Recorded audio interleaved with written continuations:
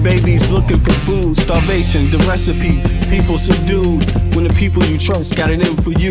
Deceit is the word of the day in every crew. Don't let it go, it's from the days of old. Time is up, but some still do not know. Can I make up my mind? Is it worth the dime? Do I have to take a minute just to make it mine? Life's never fair, but don't listen to the TV. Go out and take a listen to the streets with the people in the slums and the homeless bums with degrees and degrees sitting under a tree. It's not easy in the world for the poor man, the one that brought you to reality. See, they don't want you to know about the black sheep. Leaving 7 roads to the 12 families all around the globe with an ancient code. Is it really asking a lot to say a death old? Cause we sitting on the earth looking back at extinct, and I'm standing on some ground that's about to sink. I ain't scared for a minute, I ain't about to blink, but I documented for the world what I see and think. Feel we on the call and I feel we on the brink. All Congress gonna do is waste paper and ink. Vote or die, you voted and you'll die. You can have it both ways, can't say it's a lie. You can march all you want, but they playing you wrong. They only understand war, it's the same old song. They want war, all they really want is a war. Diversionary tactic to make the big score. The diamonds in the morning, you know they want more, but they wanna keep you low, so they manifest the war. War, all they really want is a war. Diversionary tactic to make the big score. The diamonds in the morning, you know they want more, but they wanna keep you low, so they manifest the war. Like a lotus coming out of the mud with colors, I create envy in those with power but jealous. I unify the poor with my song, the hell with the others. Descended the way they treat indigenous brothers. Cause I understand we link forever. They try to hate us even though that we keep it together. I'm not talking about controlling the air or the weather. I'm talking about maintaining the truth, the high endeavor. A rebel drops bombs in the midst of trouble. The free world counterattack and now there's double. But nature gets the shit in a way that's subtle. If you stop the machines for a minute you might hear, but they won't cause the TV's whisper in the ear. And capitalism has eyes that don't tear, and they cloud up and get crazy and won't steer. And like an ab, it's hard to get an ass to listen. Living like this is like living in prison. It's hard to keep hope when you're living in prison. The spiritual thoughts, so yes, the mental prison. The outside, yes, it's got to get through. Something's gotta die, so something here can live. Your life is nothing if you got nothing to give. Keeping the spiritual, yes, disguised as religion. Controlling your mind, the mental prison. They want war, all they really want is a war. Diversionary tactic to make the big score. The diamonds in the morning, you know they want more, but they wanna keep you low, so they manifest the war. War, all they really want is a war. Diversionary tactic to make the big score. The diamonds in the morning. Actually,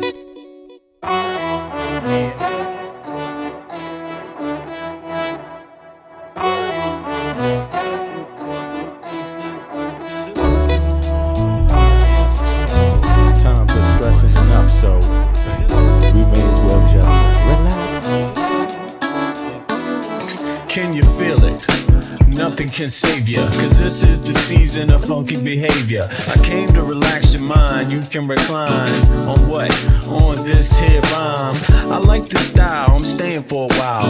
It helps me show cats that I'm versatile. I'll touch your dial, turn your frown to a smile. I'll make you feel like you're having a child. So relax and open up, child. I'm about to make you walk what? Pimp style or pimped out style. You don't understand the logic. See, if you don't have it all, I'll take a deposit.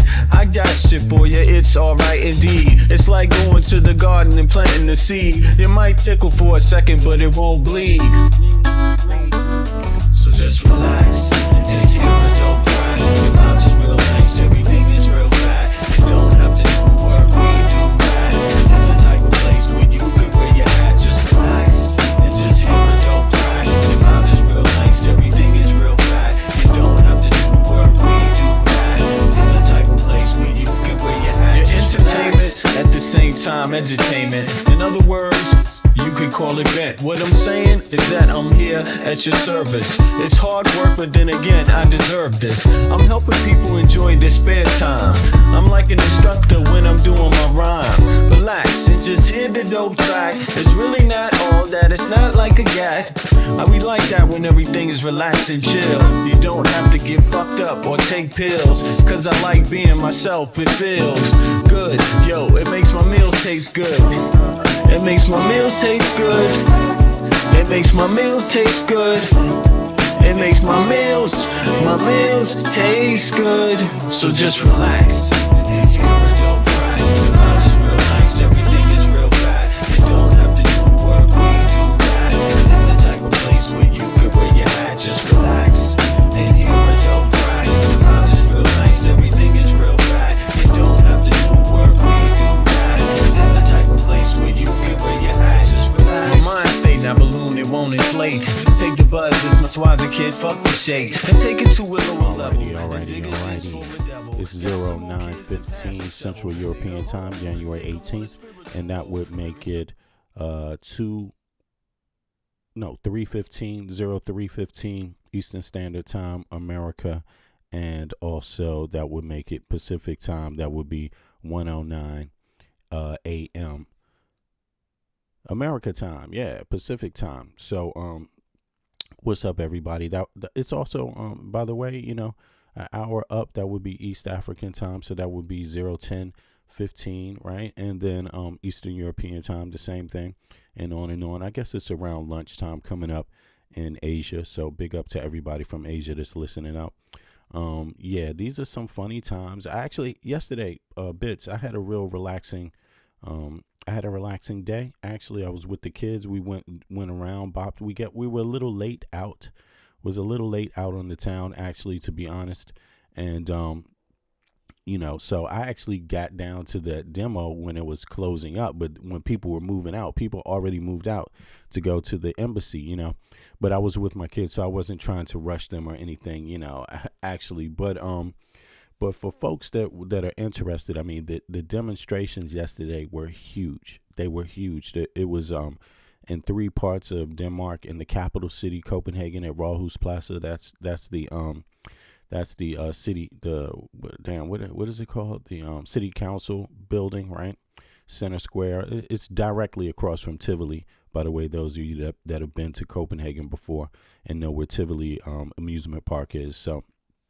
And and then there were protests in Aarhus, and I think is it another place? Maybe Odense. There was a few different places.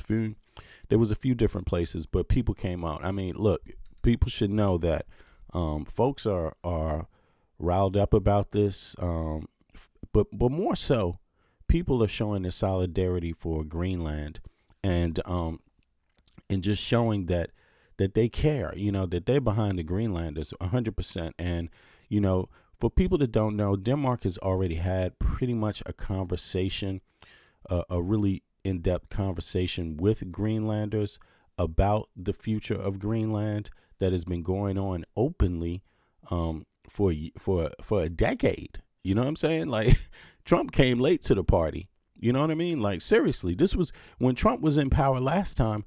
Denmark was already deep in discussions, not just discussions, but with allowing Denmark to have independence.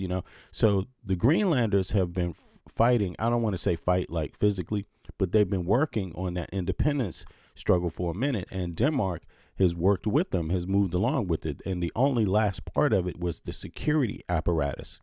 So Denmark remained on because of the security. Really, that's it. And can you blame them when you got somebody like Trump? Imaginary. I mean, if Trump could you don't know what Trump could say tomorrow anyway. Anybody in the world. And see, this is the beautiful part about Trump, which is the ugly part, is that even if you wanted Trump to win, even if you did something to help Trump win, even if you did something illegal to help Trump win, even if you jammed up the algorithm, like they reported, they said China, Iran, Russia really backed up Trump on the algorithm in social media, right? You should be afraid of this motherfucker. Like, you should be afraid of Trump, because Trump is capable in his brain of saying, I want to own Mars, just at a whim. And you wouldn't know what to do about it.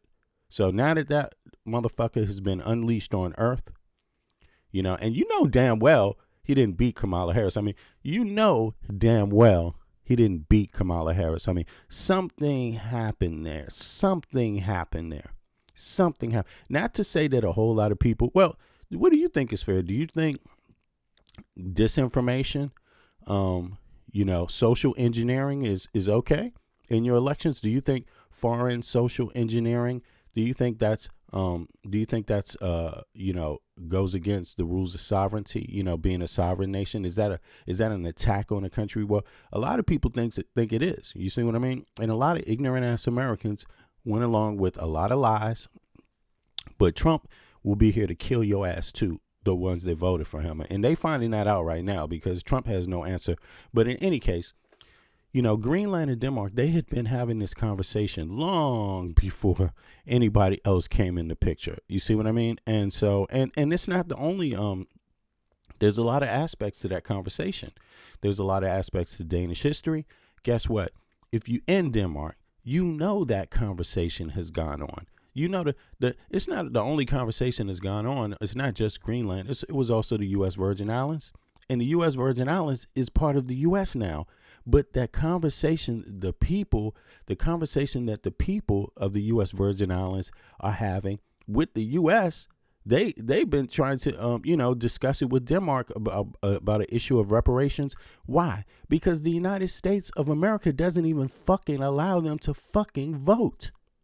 You see what I'm saying? And see, all these conversations have been going on inside of Denmark with Emirates from the U.S. Virgin Islands, Emirates from Greenland. That's all been going on with the Danish population voluntarily without nobody else being involved. And Greenland has moved forward. They moved forward. So they had a whole nother space. They had a whole nother space of the conversation, and they didn't get this far with your help. You see what I mean? Nobody suggested to them outside of themselves that they should be independent. Nobody. That was something they wanted to do on their own, and it has something to do with their relationship with Denmark. If you don't know a Dane, put a 1 in the chat if you know a Dane. Put a 1 in the chat if you know a Dane. I mean, I know a Dane because I live in Denmark. I've been in Denmark. So my views are basically what I've seen on the ground here in Denmark, heard over the media waves, met people from the Virgin Islands, met people from Greenland. You see what I mean? Myself. So, it's not even a big conversation, right? But today, Trump enters in this new thing, and let it be understood, because there's no doubt whatsoever, trying to buy a people in 2026 is the most grotesque thing a person could let slip out of their mouth, that they want to buy someone. You may as well be a human sex trafficker at this point. Like, you may as well be. Because if you need somebody to tell you what's wrong with that, you're fucked up in the head.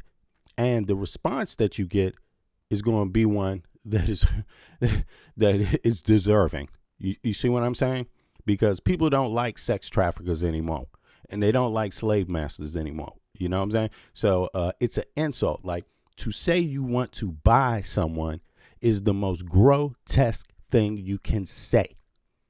So if the reaction you get you don't like, fuck you. Like, really, that was how you opened the conversation. I want to buy you. Okay, motherfucker, you want to buy? Okay. You think people are going to go along with that? And the answer the Greenlanders have had is said, this ain't got shit to do with money, motherfucker. Greenlanders are like, this has nothing to do with money. Like, I don't know why you keep coming with money. The idea that money makes you more powerful, that everybody wants money. You see how insulting that is? But Trump may not even realize it, because that might be how broken of a soul he is. The people that support Trump, they may not even realize how broken of a soul you have to be to even make that offer. Because, see, for you to understand how foul that offer is, you have to have a soul. You have to have a soul yourself. You see, you got to think about that. I mean, I tell you what, anybody that supports Trump, can I buy your daughter? Can I buy your son? Can I buy your mama? Can I buy your daddy? How about that? That should be the question of today. If you support Denmark buying the U.S. or Trump trying to buy Greenland, the question I got for you is, can I buy your mama or your daddy or your kids or can I buy them? Your sister, your brother, can I buy them? Can I sell them to me? Sell them to me. I got some money. Let's start the bidding off at 30 cents. How about that? Can I get 50 cents? You know what I mean? Like, where do we start the bidding off? for each one in your goddamn family. You know, I'm willing to do it. If you can buy Greenland, let me buy your mama, motherfucker. Now, I think that is the reaction. I'm just trying to translate the reaction for for Americans, you know what I'm saying, that understand the frustration, you know. I mean, everyone has to be a part in this conversation, you know. Everybody got to be a part in this conversation. And, you know, we cannot let it slide that kind of talk that Trump is putting out is the most disrespectful, vile shit you could ever let out of your mouth today about anybody. So if you're going to say it, if it's going to come out of your mouth, it's going to come right back at you. And I'm going to have to say, where's your mama? Can I buy your mama? Trump? Can I buy your mama, Trump? Can I buy your mama? Hello, is she for sale, bitch? You know what I'm saying? Where's her raggedy ass at? You know what I mean? Like, really, I'm serious. And he probably don't even give a fuck, because think about the things that come out of his mouth. That's the worst part about it. But in any case, people are flipping Trump off, giving him the finger internationally, because guess what? Honor has nothing to do with money. Honor has nothing to do with money. See, that's the whole thing. And that's what's so ridiculous about the whole offer. Can I buy your land? Can I buy your people? Like, what kind of honor do Americans have? What kind of honor do you have? Because it says a lot about the honor you have when you propose that to somebody else. A person has to say, is that the kind of honor you have? Like, can you be bought? Can Americans be bought? Can Americans be bought? You know, can they be bought? Can we buy them with rubles and trinkets? Can I buy you with some trinkets and some rubles? You know, what's the price? I mean, you know, a lot of you are uneducated. A lot of you really, I mean, where should we start? Where should we start? Some people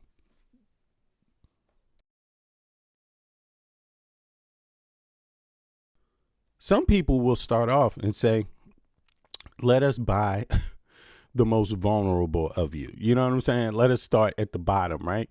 But here's the thing. If you look at American society, you see people being bought all the time. Look at Fox News.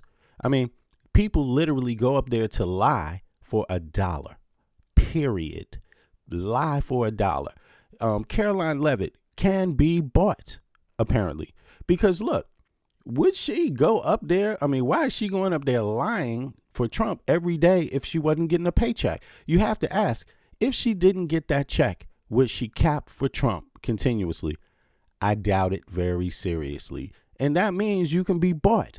You see what I'm saying? Now, a person like me, you can't pay me a motherfucking thing to cap like that for a disgusting piece of vile shit called Donald Trump. Are you out of your mind? You know how many, you know, it's like sometimes you got to know when to walk out of the job and say, fuck that. You know what I'm saying? Like, from one day to the next, and be like, that's enough. I'm out of this bitch. You know what I'm saying? Like, that's called integrity, you know? But look at how many people can be bought, though. You see what I'm saying? So it's not even about the lower, the lesser, the most helpless, the most vulnerable of the population. The question is, can Americans be bought? Is that what's going on in the United States of America? Is that what capitalism does in the United States of America? Does it mean that just everybody is for sale? Is that what I mean? I mean, these are the ultimate questions you got to ask, because when you throw it out there, when you allow a president to throw it out at someone else like that, I want to buy you. The natural question is, why would they think we can be bought if they haven't experienced being bought or selling people on an everyday, you know, basis? Why do they think that's just possible? They must do it themselves, right? They must be involved in it themselves, right? For them to think it's possible, right? I mean, that's the only thing you can think. That's the only thing you can think. And when I thought about it, when I looked at it, I said, actually, a lot of Americans can be bought.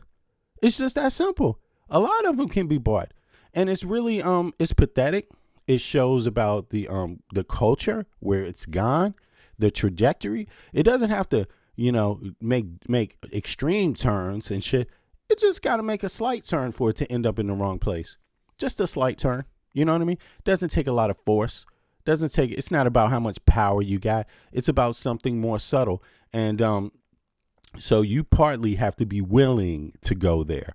You partly have to be willing to go there. And I think that's what's going on right now with the Congress and the Senate and how the country is run, the Supreme Court. It doesn't have to do a whole lot. It just puts people in a space where they can be bought and paid for themselves. And that is disgusting. So, Americans better start thinking about what is the cost of universal health care for real? What is the cost of universal education for real? What's the cost of that? The cost, you know what the cost is?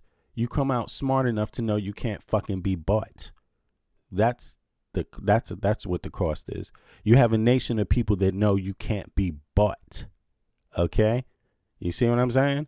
Right? That's what that means, So I hope I hope something goes on in my home country that eradicates this kind of bullshit, because we are really having a problem where we can no longer turn away. The world is not going to allow us to turn away from the type of senators and the type of congressional members and the type of Supreme Court that we have that produce a motherfucker like Donald Trump, because it speaks to the culture of every single senator, every single congressional member, and every single Supreme Court. The fact that this can be your president. You have a majority Supreme Court that backs him up, this vile creature. You have a majority of the Republicans that backed him up, and they knew he was a vile creature to begin with. And the same with Congress. They knew he was this vile. So this speaks to who they are personally. This speaks to their values personally. And the only motherfucker right now that has those values in the Western world, is Trump, pretty much. I mean, you have people, troublesome characters around the West that are like this. But I mean, listen, this is not an issue of a party. This is an issue of dominating the entire political sphere in the United States. Okay, all branches of government. That's vile. That means that's way too many people that think anyone can be bought and fucking sold. Like, that is vile. Can Caroline Levitt be bought? Can her baby be bought? How much? How much would we have to pay for her baby? Come on, let's have a slave auction today. How about that? Put her ass on the auction block so we can sell her ass. You know what I'm saying? Split up her fucking family. Split up her kids. Sell her to one farm and sell her brother to another fucking farm. You see what I mean? Because that's really what they did in the colonial period when you buy motherfuckers. I mean, it's vile. No, it's vile. It's vile. It's vile. It's vile. But in any case, I'm here to say the shit that a lot of people shouldn't have to say. A lot of people shouldn't have to say, to be honest, but won't be heard by everybody if it's not said like this, like I'm saying it. You see what I mean? Like, really, it's not going to be heard by everybody, because some people don't understand solidarity, just peaceful solidarity, polite solidarity.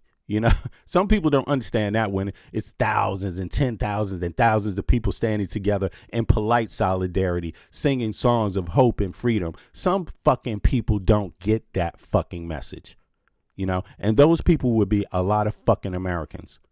And I know, because I'm one of them. You see what I mean? I know how hard-headed Americans have to be. I know sometimes you have to talk to them like this and then pull a fucking gun out, if they get it twisted. And also, don't you ever think you can buy me. You will fucking die trying to buy me. You will die trying to make me submissive to your fucking ass. You any goddamn American. You see what I mean? We already went through that shit in the United States of America. So, bow, bitch. Now, in any case, there were a lot of demonstrations across Denmark. And, for people that don't know, Danes do know democracy well. They know voting well. Let's check out what degree of the population actually votes real quick before we review this clip. But let me see here. Boom. Let me bring this up. I want to see how many actually vote and get the exact data. I know it's a much higher percentage of the population that votes in the in Denmark than the United States, and across Europe, it's a higher population of people that actually participate in democracy, that vote, and that's for several reasons. One reason is because in some states they don't even let a felon vote. You know what I'm saying? People go to jail, you get released from jail, and they don't let you fucking vote. So that's one reason, even though one would have to question the legality of that, right? But in Denmark, they don't do that. Felons vote. You can vote from jail. You just can't run from a certain office. You can't be the president if you fucking certain type of motherfucker like Trump. You can't be. You see what I mean? But let's just review that and then see these clips. Let's see here. Boom. What percentage of the Danish population vote versus the USA? Okay, of course the communes, right, and the states, this kind of thing, are organized a little differently, but you can still learn something from this, right? So listen, voter turnout comparison based on most recent national elections, Denmark 2022 and USA 2024. Here's how the two populations compare. Country, Denmark, right? General election, right? 84.1% vote. Okay. That's 3.6 million. Okay. But 84% turnout. I'm sorry. 84% turnout. Now you got to remember Denmark's got 6-something million people, but all are not voting age, obviously. So out of the voting age population, 84% vote. United States, voting age population, 64% vote. Okay, so 20% more vote in Denmark. You see what I'm saying? And participate in that, you know. And let's be honest. One has to make some comparisons there. 81% voting population. Country has universal health care, universal education. Now let's go to Greenland. I mean, I never looked up Greenland before, but let's see. What about Greenland? It's important to do some small little qualitative elements here just to give some perspective on what's going on, right? Now look, when you draw up Greenland, right, 2025, 70% voted, okay? So yeah. So actually there's a lot of voting going on. Who knows? You know, I guess it will probably go up and down from time to time, right? But the reality is this, you know, Donald Trump and people that support Trump, or, you know, they tend to go along with this Greenland thing, buying Greenland, this stupid idea. It's a disgusting idea. It's one akin to colonialism. It's one akin to slavery, right? These kind of things, they go hand in hand, right? Now, subjugation of human beings, right? It goes against human rights, right? This kind of thing. But you have to wonder, like, why if the United States, if Trump wants to buy Greenland, why do that? Why not just make the United States more like Greenland? Because Greenlanders have great things that Americans don't have, right? And it's not just about money. It's about know-how, how to do something. See, money doesn't necessarily teach you how to do something, right? You could be totally lost about how it works, how it can be achieved, right? So why not actually, instead of try to take another land, why not just say, wait a second, this, because they can always, the U.S. can always trade. They already got mining deals in Greenland. You see what I mean? So there's already businesses in Greenland pretty much. And as you've heard, the U.S. can put as many military troops in Greenland as they want. It's actually been the opposite. The U.S. has decided themselves that they don't really need them there. It's not the threat that the politician says it is, right? So the military has opted out of that. They've never suggested you have more troops there because it's just not necessary, because NATO is on the front line there. I mean, you have all the NATO allies. For people that don't know, all the NATO, hold on, wait a second. All the NATO allies, did I do that right? This is the main one? Right, here we go. All the NATO allies are actually, here we go. Let's go to this one. Are here, right? So you could see, you know, when you're dealing with Greenland, Greenland is surrounded by NATO allies, for people that don't know. And so this is why it's almost it's basically preposterous what Trump is talking about, because Greenland is surrounded by Canada and every other NATO nation, the U.S., Norway, Sweden, you know what I'm saying? It's like United Kingdom, Ireland, like Germany, you know, they can get here instantly, overnight. They can arrive over fucking night. You ain't going to have and Canada can get there in an hour. You see what I mean? It's not even going to be an hour. You see what I mean? If there's some sort of issue, they're going to be there instantly in 5 minutes. I mean, they're flying over Greenland in 5 minutes, you know? So this kind of thing that Trump is proposing is just enough is enough. You know, enough is enough. Just stop with the bullshit already. People are tired of it, and people shouldn't have to deal with it anymore, you know? But this is a look at what was there at Rawhusplass yesterday. And by the way, they went from here and marched all up to the American embassy, right? So, yeah, so Osterbro was that part of town where the American embassy is was packed with people also. Triangulin area over near the lakes, right? Those of you that know where the American embassy is. So let's take a look. For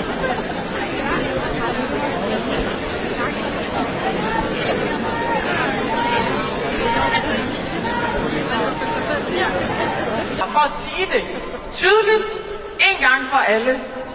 Grønland er ikke til salg.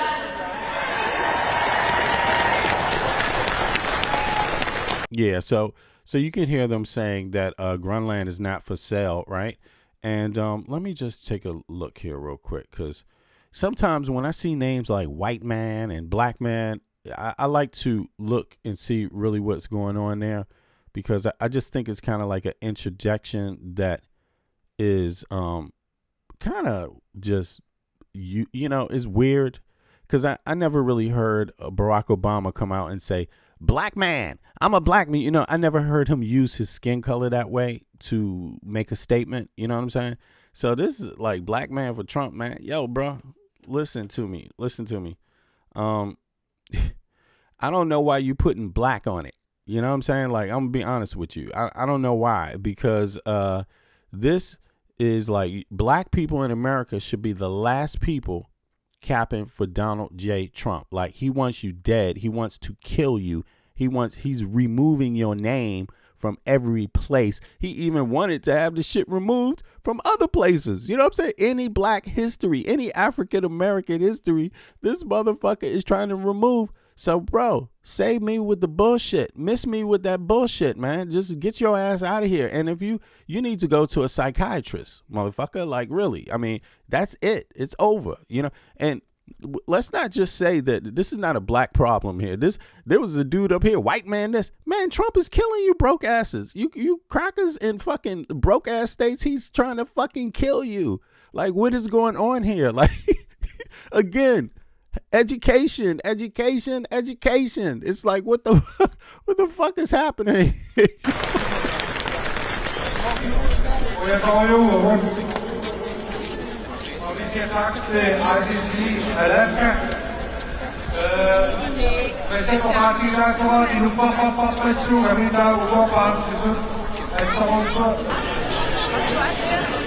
Yeah, so you could see Rawhusplass, right? The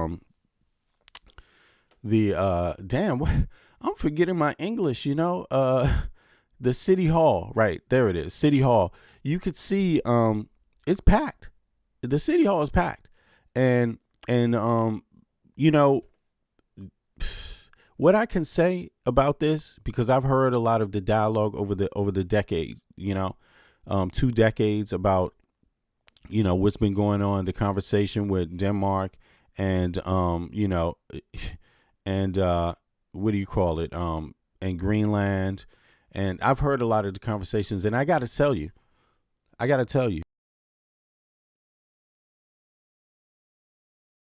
Denmark, in all actuality, I mean, as far as I can see, they have, as far as a country and as far as the media and as far as a people, right, they have had more open conversations about this dynamic with Greenland, and even this dynamic about reparations with the U.S. Virgin Islands in the history, repairing the part of the history, because see, they have ties too. They have family ties. They have historical ties. If any of you have ever been to the U.S. Virgin Islands, by the way, the U.S. Virgin Island people, they can't vote. They're part of the United States and they have no voting rights. You see what I'm saying? You see where I'm going at? This thing about buying people, akin to slavery, akin to colonialism. And so Denmark been having conversations open with them, right? Because of that reason, because they know the predicament, the moral predicament. And obviously, people that support Trump, they don't have a moral predicament to even discuss. You see what I'm saying? That's the sad part about it. People that support Trump, they don't care about a moral predicament. It's not about morals anymore for them. So whatever happened in the past, the legacy of it that lives on in your face every day, that hinders progress for people, Trump supporters don't care if you can't vote. And that is sad. That is pathetic. They don't care if you don't have equal rights. So I will give Denmark this. Denmark, they're actually smart enough to have a moral sense of that and to know that, wait a second, we need to have a conversation. And they did try it. They haven't done the reparations thing. Who knows? There's some conversations likely still going on about what that would look like. But the point of it is that I do believe, because I know some people now, I do believe this, right? I do believe that the United States interfered in that conversation a little bit. I have to tell you, based on what I heard, based on what I was shown, I do believe the United States interfered in the Danish conversation with the U.S. Virgin Islands, right? And because, for a lot of different reasons. Because number one, hey, look at them. They still can't vote. You see what I'm saying? They still can't vote. You see? So in the United States, you see the kind of power that Trump would use to exert on free nations, let alone a people of the Virgin Islands. You see what I'm saying? So on that point, y'all don't worry about the trolls. Don't break yourself over any troll, because I know what their game is, and pretty soon, as usual, you know what I'm saying, after a while, we're gonna go into subscriber mode, and you're gonna find out how many of these people are real people and have the ability to go, I think I'll subscribe. A lot of them don't. Are you subscribed? Are you Trump supporters subscribed today? Because we're gonna have that experiment again. And it's going to be very revealing, like yesterday. Also, Trump supporters, what state do you live in, and who's your health care provider? Everybody, let us know. If you support Trump, what state do you live in, and who's your health care provider? That will let us know if you're even a real person. You see what I mean? So, in any case, and don't be coming back telling me you're a vet, because that's okay, but then tell me what you lost, because Trump cut some shit back for vets too. You should be concerned. You should be a informed vet. Also, so yeah, exactly. A bunch of cyborg ass, you know what I'm saying? But in any case, guess who else came to dinner yesterday? American politicians from the House and from the Senate, bipartisan group of lawmakers came, and they actually came and they actually talked with the Prime Minister of Denmark. They talked with the Prime Minister of Greenland. And they talked to some parliament members, right? And so they were here live yesterday in Denmark. So let me see, where is that clip at? Let me try to bring that clip up. Here we go. Let me just pull it up here. Here we go. Give me 2 seconds.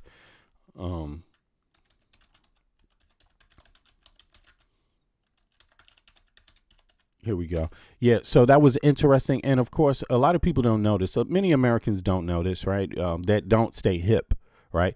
But actually, not dealing with the federal level, right? You have the federal level in the U.S. government and you have state level. What happens often on the state level, I don't know how many Americans are hip to this and, know any of their own state representatives, but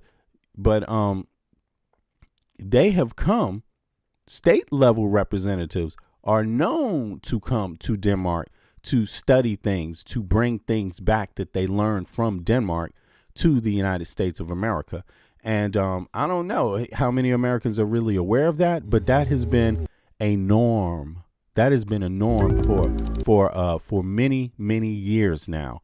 So while there are some that believe, that there's no connection, that this is a new thing that doesn't normally happen, or we don't have any relationship to Denmark or things like that, it's like, man, you guys don't understand. Not only does the U.S. on a federal level have a strong relationship with Denmark, but even on a state level, state representatives have come here quite often. And I'm going to tell you, I know some of them, and I also know some of the ones that have come here. And it could be city council from Washington, D.C. It could be city council from Atlanta. It could be city council from California. I mean, this is what's going on in every day in reality, right? They're learning things, learning new techniques, borrowing new strategies, implementing them in the U.S. because Denmark is number one in a few things. You see what I mean? It's not just the U.S. that's number one in stuff, and a lot of those things you might have actually witnessed be rolled out in the U.S. and not even realize that where it's coming from. You see what I mean? That's really what it is. But in any case, let's look at the politicians that came here. Take a look at that. See who those politicians were, and then we're going to take it from there. Here we go. Boom. Can y'all see that?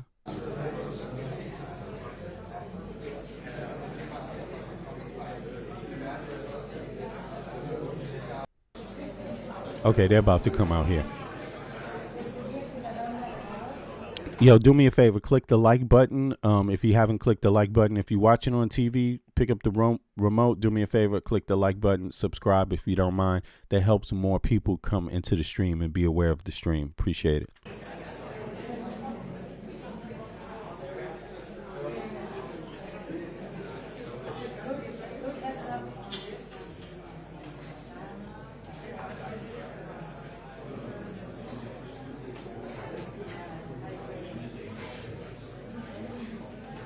Thanks for your inspiration, Malika. I appreciate it. You're adding to the algorithm. Thank you.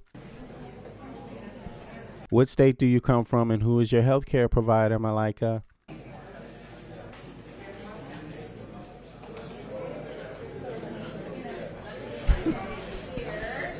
You have to ask bots real questions,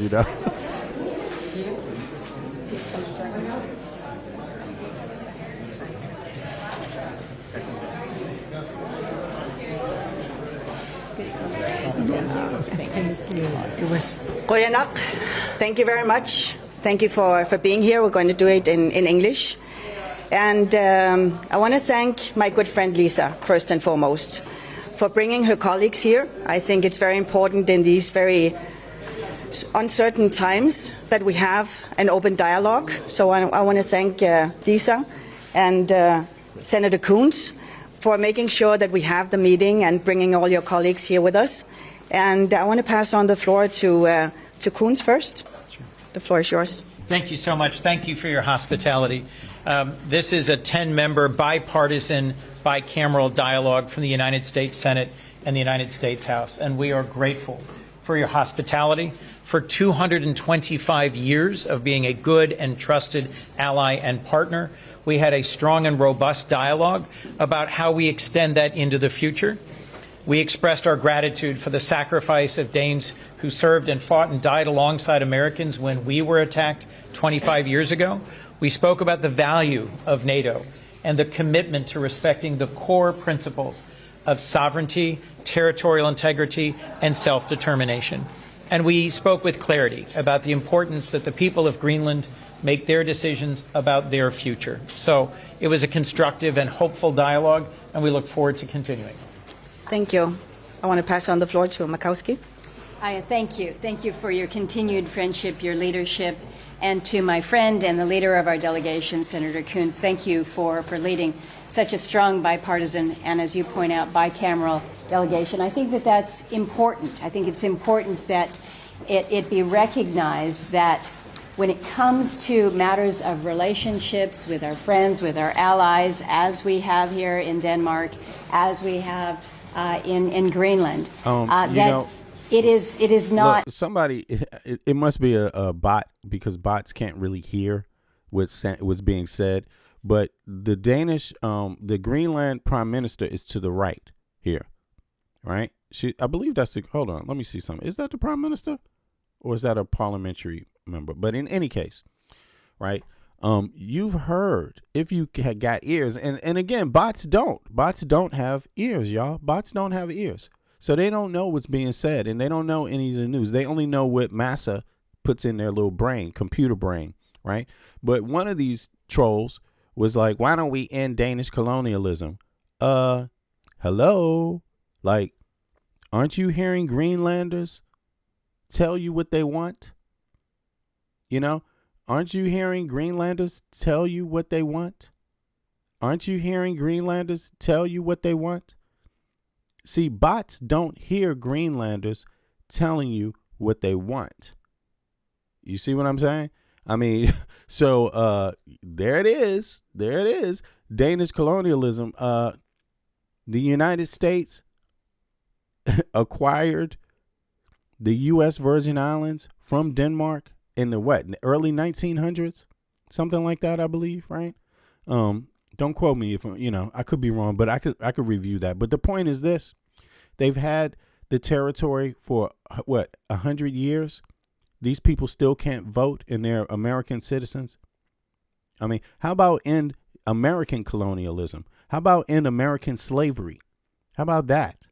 Can we do that first? You see what I mean? Because Danes have done more towards progress in addressing colonial history than the United States has done in its own fucking backyard. I mean, you literally think you can fucking buy people and not give them voting rights. You know, Greenlanders have voting rights. They are self-governing. Okay.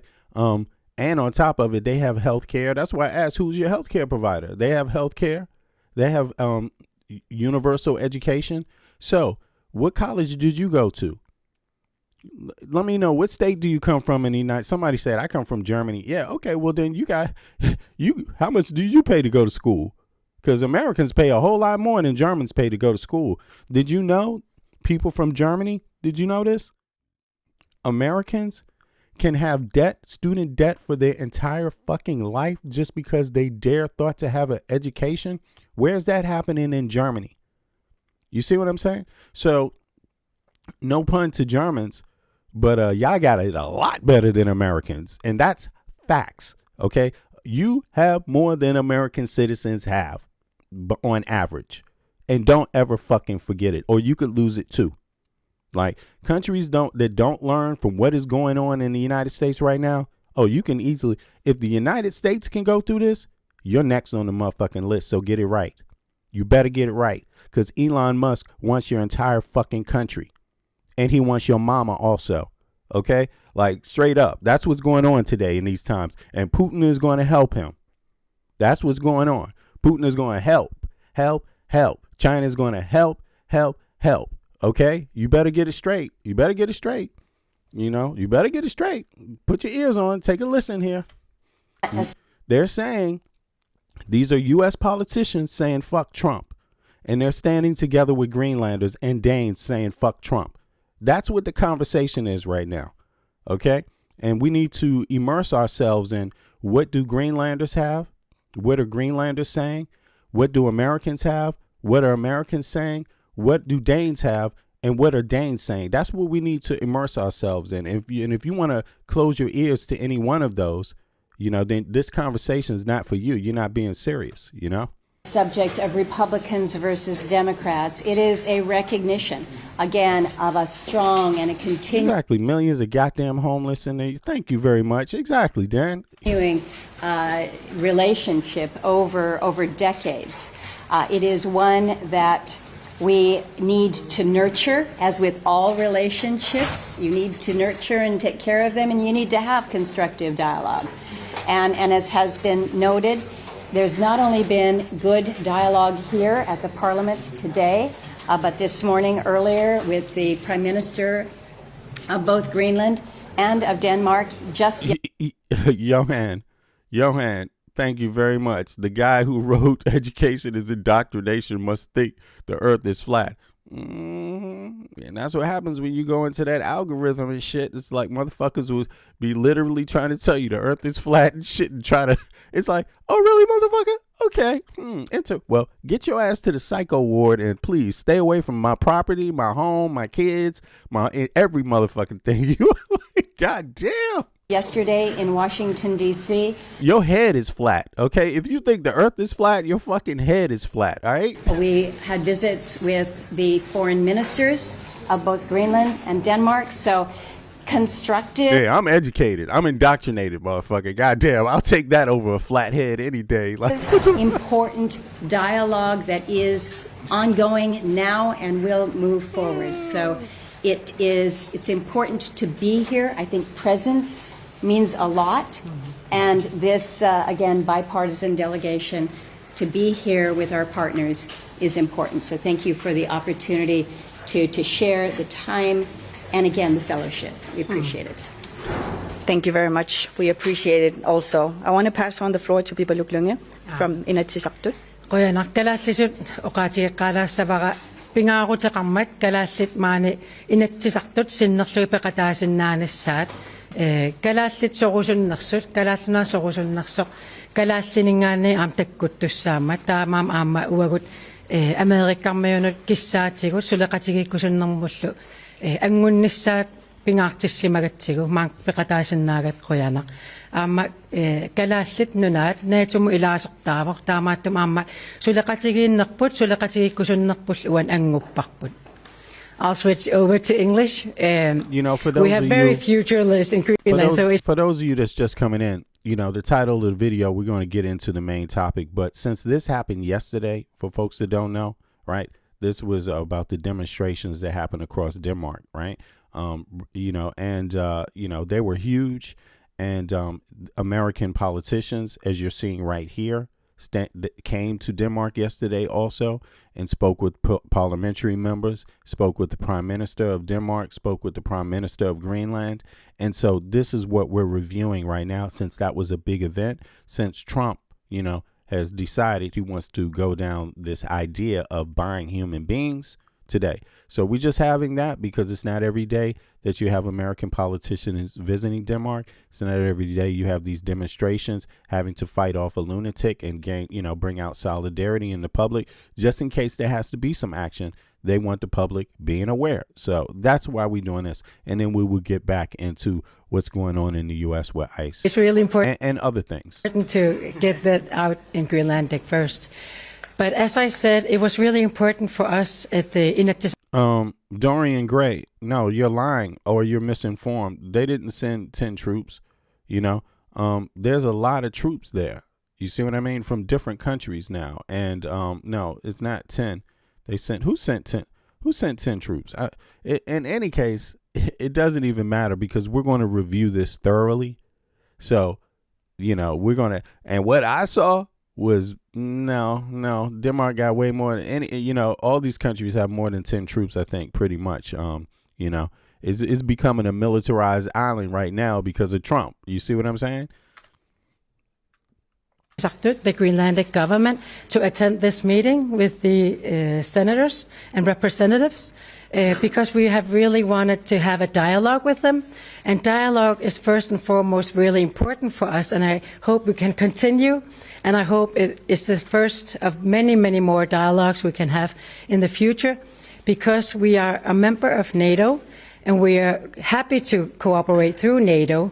And I think we have much more to work with each other on in these situations because NATO has been here for many, many years, and we hope that it will stay many more years to come. Thank you. And then I want to pass on the floor to Christian Friis Bach. For those of you that don't know how I do this, I haven't seen this yet. So I'm actually reviewing it myself. So it's the reaction videos that I give, they're live reactions. So my first instincts are coming out, when I do my commentary. So, just for folks to know, all right? This is not, so you have an idea how this program is planned on the daily, all right? So thank you very much. Let me also warmly thank the senators and representatives for coming. This dialogue was of crucial importance in an uncertain time for the Kingdom of Denmark.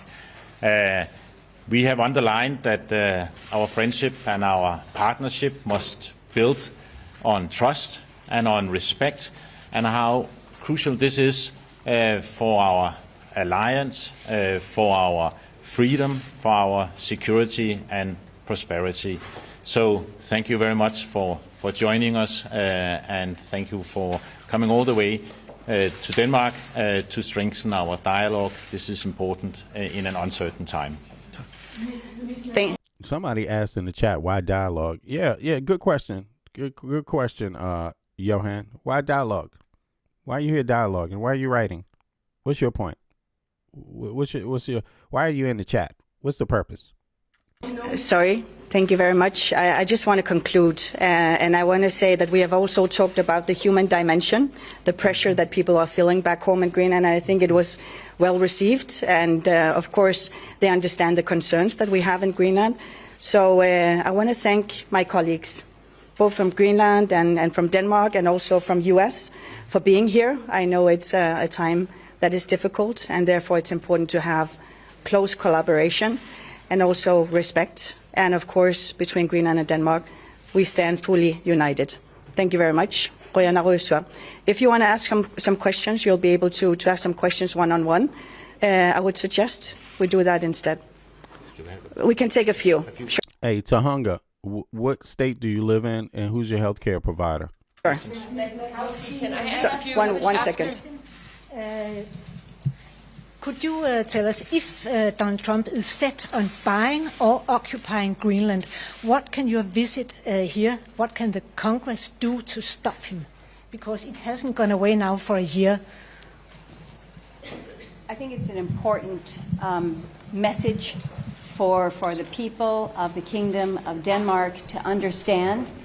And I don't want to go into a basic civics lesson here, but we have three separate but equal branches in the United States. The executive, the presidency is clearly one, and you're hearing from the executive branch. The Congress also has a role. The Congress has a role, certainly when it comes to spending authorities. The Congress has a role in basically helping to facilitate the message that comes from our constituents to be reflected in whether it's legislation or appropriations or actions or measures that can indicate, again, the will of the Congress. And I think it is important to underscore that when you ask the American people whether or not they think it is a good idea for the United States to acquire Greenland, the vast majority, some 75%, will say, we do not think that that is a good idea. This senator from Alaska does not think it is a good idea. And I want to build on the relationship that we have had.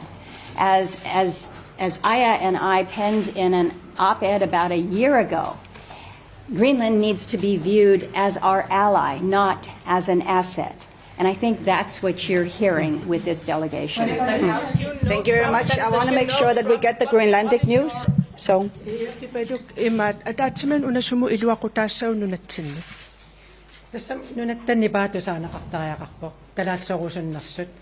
am toqqartata oqaloqatigisariaqaratsigit aamakis qinnuivigivagut angussagut nunaqqatimin anguteqqullugu taamaattumik.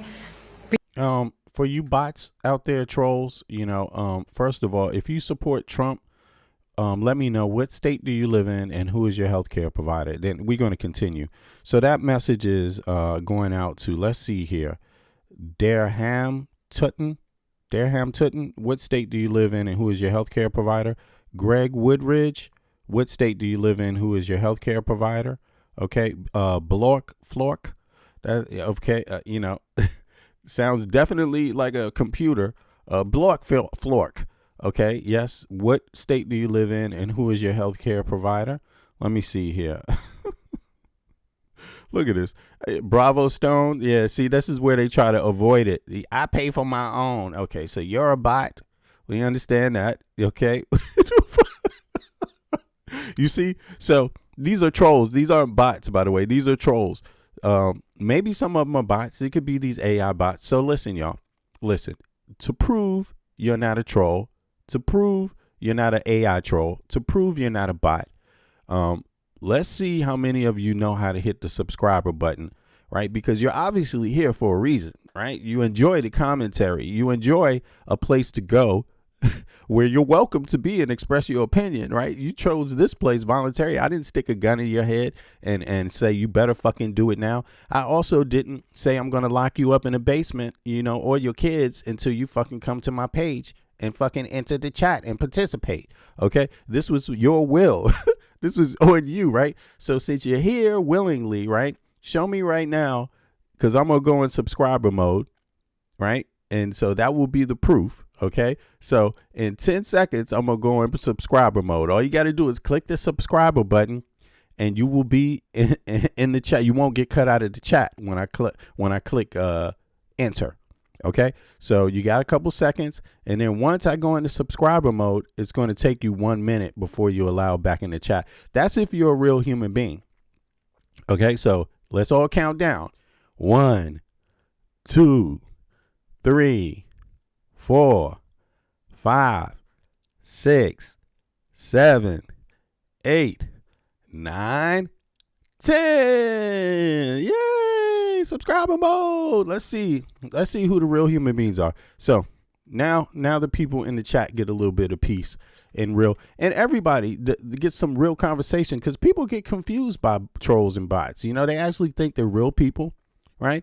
And they just ain't. They just not. So you got to understand the psychological game that's out there on the internet over these topics and how they hit and attack pages like mine. Like you just got to understand that, you know, because they fear information. They fear truth. They fear motherfuckers. I mean, can you imagine fearing a good-hearted person like myself that's just being honest and just want good things coming to people? Can you imagine that? They do. They fear regular, everyday people waking up. That's what they fear. They want people divided in their little boxes so they can go and kill each other, so the rich can get richer and the poor can get poorer. And that's what those bots are all about. So now let's continue. Let's continue. Message for the people of the Kingdom of Denmark to understand. Where they at? They all gone now. No, nobody have a finger to put on the subscriber button? Like, damn, that's deep, yo. That's deep. That's really deep. That's crazy, man. I mean, if you don't do this, you would actually really be like thinking like, damn, this many Americans think this shit? Wrong. Set on buying. You got Grok out here fucking masterminding shit, you know? Or occupying Greenland. What can your visit here, what can the Congress do to stop him? Because it hasn't gone away now for a year. Okay, Derham, what state do you live in so we can look up the prices on Kaiser Permanente with the big, beautiful, ugly bill? Tell us what state so we can get some details, because I did say what state and who's your healthcare provider. Remember that? See? So there's a couple of them that's real. You see what I'm saying? I'm in Australia living in California. You hear this? No, you ain't, motherfucker. No, you ain't. Don't bullshit nobody. Even if it is, it don't count. Fuck it. Okay? All right? Just, you ain't Danish. You ain't American. You're not U.S. You're not Danish. And you ain't Greenland. And you out here capping for Trump, man. Get the hell out of here. I think it's an important message for the people. Who's next? The fucking Taliban? Taliban for Trump. Taliban for Trump. Yeah, we know. We know, goddammit. We know how y'all get down. You don't like women having their equal rights, equal pay. Okay? You don't like, I mean, it's scary. You don't like even acknowledging the actual real people that contributed to the foundings of the country just based on their gender, color. It's anything. You don't want that? Like, go cap somewhere else, man. Go cap somewhere else. People of the Kingdom of Denmark to understand, and I don't want to go into a basic civics lesson. Look at this bullshit. Bro, you are gaslighting to get subscribers. Motherfucker, I'll tell you what else I'll do. I will block your ass. Okay, how about that? You are gaslighting to get subscribers. Man, if you don't get off my nuts today, like for real. In here. I don't need you. Okay, I'm doing something else. People want this shit. But we have three separate but equal branches in in the United States. The executive, the presidency is clearly one. And you're hearing from the executive branch. The Congress also has a role. The Congress has a role, certainly when it comes to spending authorities. The Congress has a role in she's I like this because see, the reporter asked the real central question. What can they do? And she's taking her time breaking this shit down. Why? Like, what are they doing here? So she started off with saying that first of all, you need to know that there are Americans that stand with Denmark, like straight up, in the parliament, of the U.S., whether that be Congress or the Senate. But now she's getting to the part where she's breaking down the role of Congress. Like, there's funding. Look, January 30th, guess what got to be funded this January 30th out of the United States Congress? Guess what has to be, anybody know in the chat, what has to be funded this January 30th? The federal budget, because it was never passed last year. They just did an extension. So partial, they funded it for 2 months. They kicked the can down the road. So now they have to do it again. You see what I mean? And if they don't fund the federal budget, a lot of projects ain't going to happen anyway. You see what I'm saying? And listen, military people, you need to think about this because you ain't getting paid.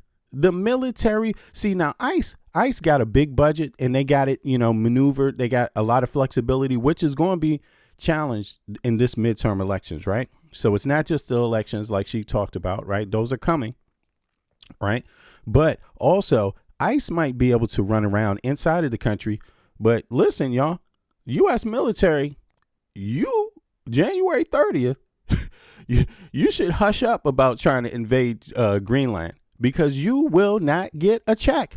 Congress has to approve it. And guess every day Republicans have been losing seats.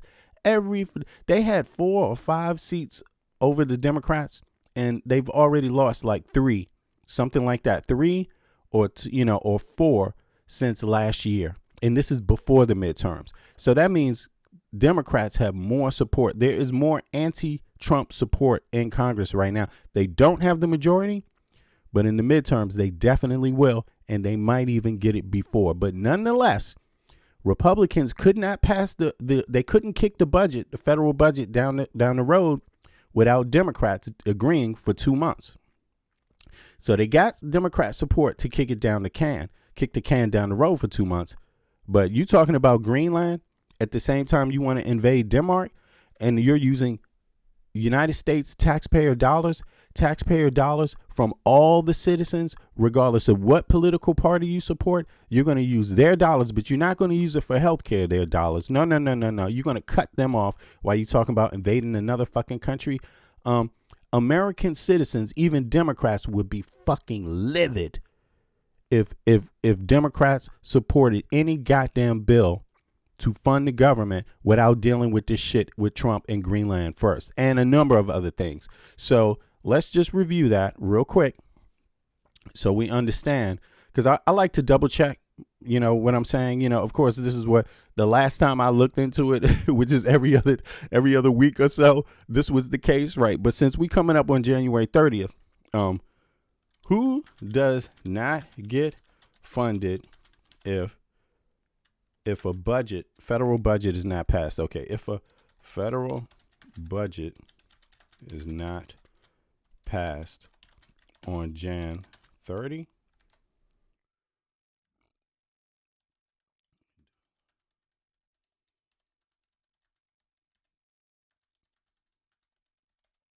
All right, here we go. So, let's take a listen here. It says, here we go. Federal budget for continuing resolution is not passed by January 30th, 2026 deadline. The government enters into lapse in appropriations, commonly known as a government shutdown. Okay. So, however, this year's situation is unique because several major parts of the government are already funded through September 2026 and would not be affected. Okay. So, does the military get paid? No. They are not guaranteed to be paid on time. Active duty military personnel considered accepted, meaning they must continue work for national security reasons. However, they only receive paychecks if Congress passes a specific law to pay them during the shutdown. So every Greenlander needs to understand that about the U.S. politics. They won't get another check if this woman right here, standing right here, and the rest of these people do not sign off on it on January 30th. That's the last check they will get, U.S. military. You see, so attacking Greenland, you could attack it, but whose money are you going to use? Who's going to pay you? Why don't you go get your money from Elon Musk? He's your fucking slave master anyway. Why don't you go ask him? He's the richest man on earth. You know what I'm saying? So go for it, motherfucker. Go for it. But in any case, this is what, you know, that has something to do. You see, so Danes are pissed off, rightfully so, at Trump and at Americans that support Trump. I get it. I'm down with you. By the way, me, myself, I also organized the demonstration along with some other Americans months ago when these threats first went out about Greenland and Denmark. This tone was taken with Denmark. We did, Americans here, we did a demonstration in front of the American embassy on day one. You see what I'm saying? So, and it's going to happen again. You see what I mean? And trust me when I say this, Americans here in Denmark are fucking pissed at Trump. Like, they fucking hate Trump. You see what I'm saying? And I just want to let you know, there's Americans that live in different parts of the country, but I live in Copenhagen, and I'm very active in Copenhagen with Danes and with others. I'm very, very active. So I know the population of people, and I know how Danes are thinking here and moving. And, you know, they need to know that Americans are against Trump and stand with them. And that's what we've been showing them. And it's not a joke, you know. And why is it not a joke? Because Trump is trying to kill us fucking back home, and Danes understand that too. So we all have to unite arms. We all have to unite. And if it does come to arms, motherfucker, let it come to arms. If it does, if that's what people want back home in the United States, if that's what these Trumpsters want, they want it to come to arms, then let it fucking come to arms. And if it comes to that in Denmark, yeah, motherfucker, Greenland, they saying the same thing. We're not bigger than you. You the one, stick your chest out, be all brave, be the ego-fied one. You know, just get out there and do your thing. But guess what? Motherfuckers ain't going to stand down for their life and their values and their freedom and their human rights, bitch. Basically helping to facilitate the message that comes from our constituents to be reflected in whether it's legislation or appropriations or actions or measures that can indicate, again, the will of the Congress. And I think it is important to underscore that when you ask the American people whether or not they think it is a good idea for the United States to acquire Greenland, the vast majority, some 75%, will say, we do not think that that is a good idea. Exactly. You know, even a lot of Republicans don't believe, even though most of them are Republicans that do. There's a good percentage of Republicans that still do.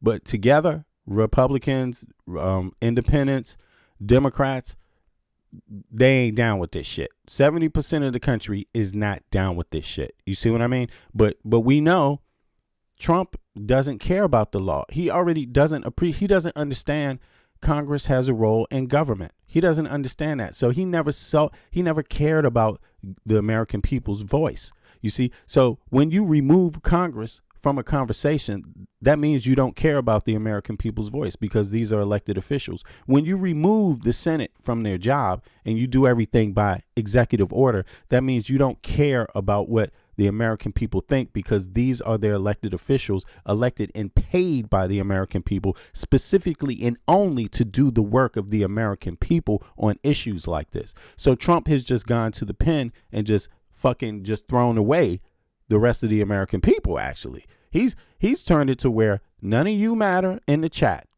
None of you voters matter. And he ain't even going to ask you.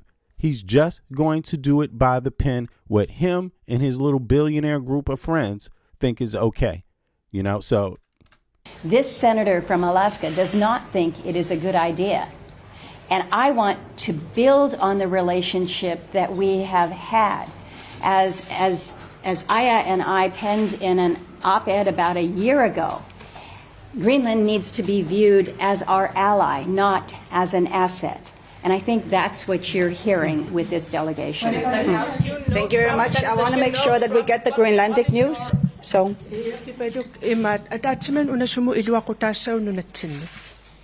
Tässä nunattanni paatusaana qattariaqarpoq kalaatsorusunnersut am toqqarluta oqaloqatigisariaqaratsigit aamakis qinnuivigivagut angussagut nuna. You know, people speaking about colonialism, right? And that's a great topic, but for those of you that want to know, Greenlanders, they have their own indigenous language that they still speak.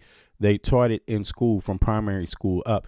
If you're a person that moves to Greenland and you want to live there and have children there, your children also will be learning the native language in school. You see what I'm saying? And listen, no, it's actually not called Eskimo. And listen, you know what? Here we go. Let's just, you might want to watch your tone. Here we go. Let me just, some people don't appreciate what they're allowed to participate in, sadly enough. So see you later, buddy. It has a name and it's not, you might want to try to belittle it or you want to belittle it, but if you don't want to be a part of the conversation, go ahead and leave, But here's the thing. They speak their language, okay? It's taught in their school. Whatever you want to call the language, it's theirs. It comes from there. It's the language they've been speaking, okay? So if you want to move there, you will be speaking it too. You see what I'm saying? You will be speaking it too.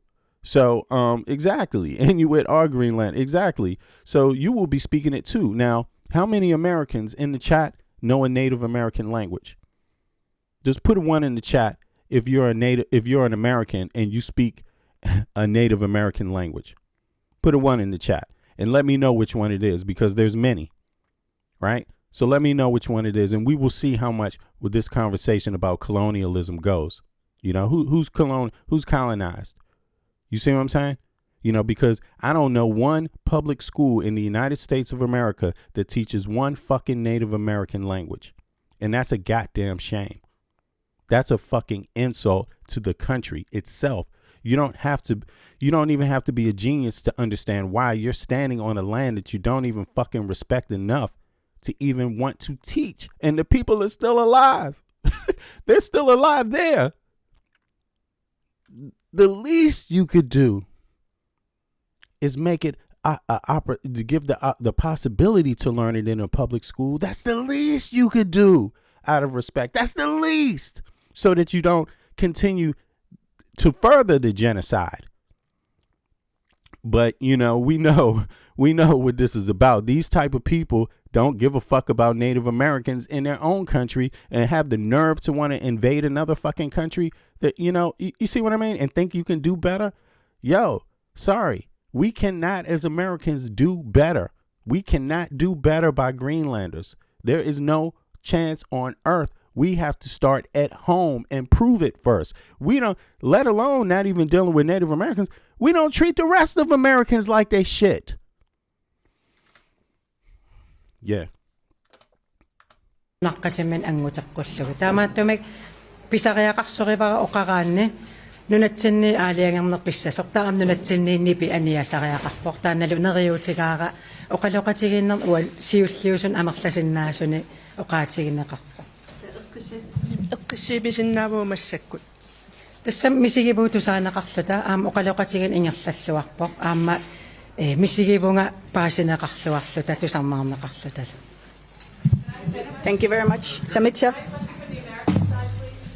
Yeah, one moment, please. Yes, thank you. I'm from Samityak, Greenlandic Media. A question for you. Listen, I had to say that about the language because somebody in the chat they speak Eskimo. You know what I'm saying? Trying to be insulting again. And you don't know if this is an American doing it. It could be a troll. It could be a bot. You don't know. It could be a troll from another country, some person in there that's designed to try to purposely pose as an American and insult people so that the backlash is on Americans. You see what I'm saying?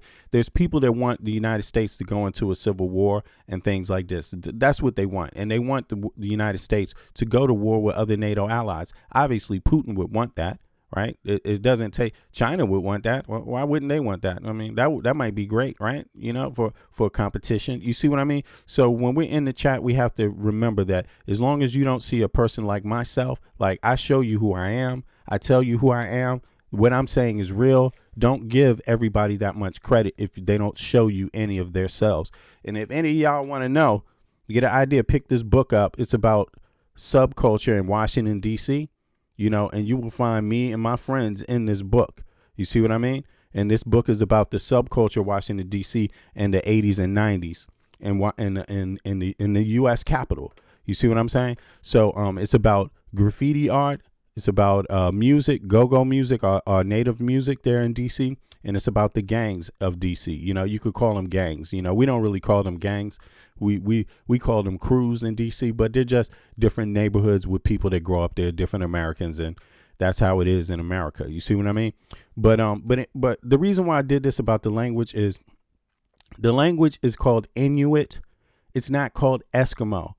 Okay? So, yeah, and then there's different dialects, you know, you can go into it. Then there's the, what does it say? The Kalaloosit, West Greenlandic, the Tenum Isut, East Greenlandic, Inuktun, North Greenlandic. Okay, so there's 3 dialects spoken there, okay? So just to let people know, so the language that you heard that representative from Greenland speaking, she was speaking one of those, you know. Unfortunately, I don't speak a Greenlandic language, but this is an important message, you know. The point, the fact that they have their native language, that should bring some thoughts out in your mind. That should, if you want to know about the relationship between Denmark and Greenland, that should be one of the things you want to know about. I mean, there's good, there's bad, but that's something that is critical there, you know, because not everybody speaks their native language, especially if you want to talk about colonization.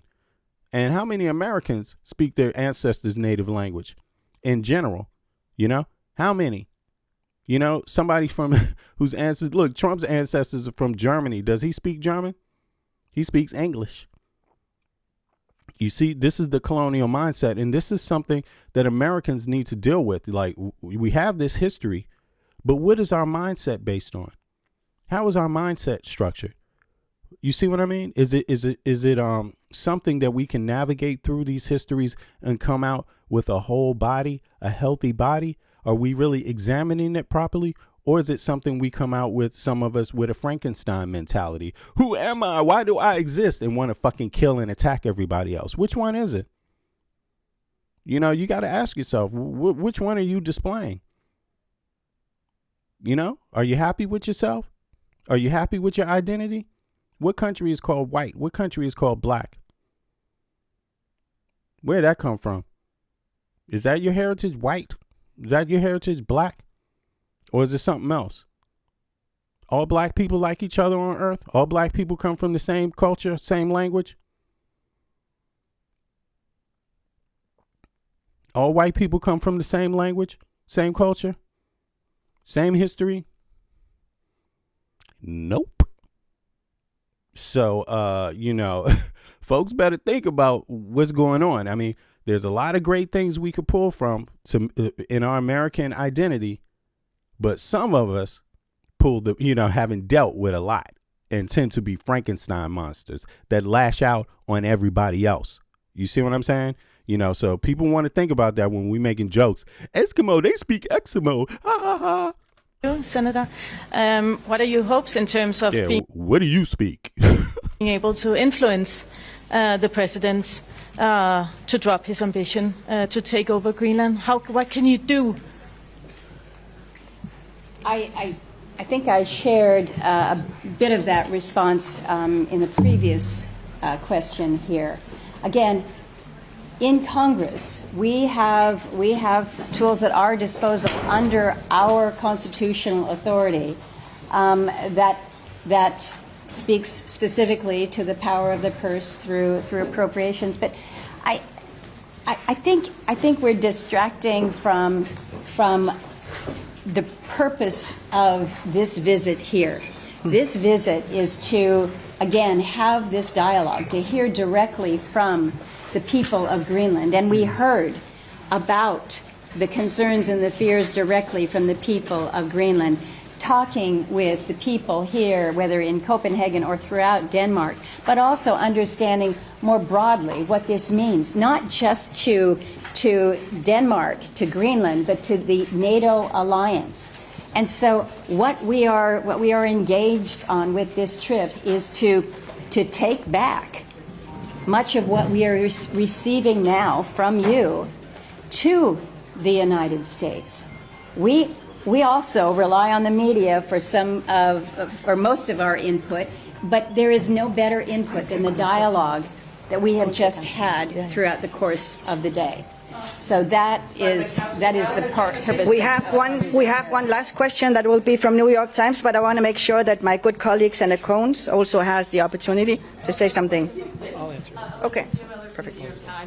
I just wanted to ask, there's been a lot of support on the Hill, bipartisan support for legislation that would limit the president's ability to act unilaterally. Where are you on that right now? You're talking a lot, but are you moving forward with any kind of constraints on him? Speaking for myself, I would support that. But let me just emphasize what Senator Murkowski just said about the purpose. There was a bipartisan group of senators yesterday in the Capitol, hosted by Senator Shaheen, that met with the Danish foreign minister, the Greenlandic foreign minister. This is a different group, of a bipartisan group of members of the House and Senate. We are listening to our friends and our colleagues from the Greenlandic and the Danish parliaments, and we will be bringing back to the United States insights. Are there real pressing threats to the security of Greenland from China and Russia? No, not today. Are there real opportunities for us to partner through NATO to contribute to Arctic security? Yes. And if we ask respectfully and plan together, we can achieve that goal. Are there opportunities to develop sustainably the resources of Greenland, if that's of interest to American companies? Yes.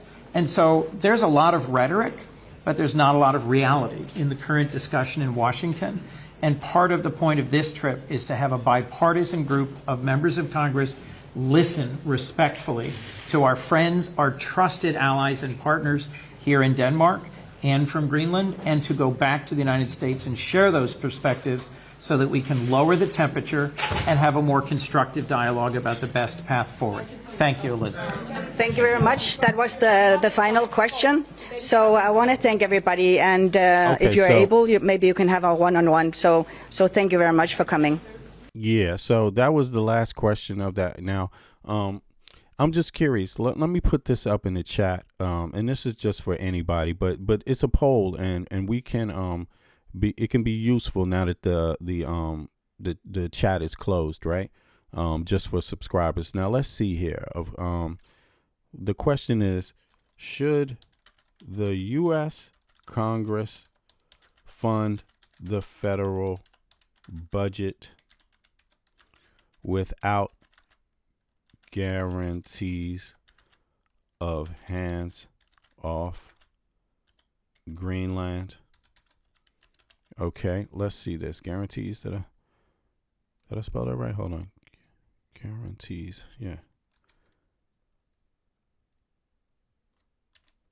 Excuse my spelling sometimes. Sometimes I'm forgetting, you know. Here we go. Let's see here.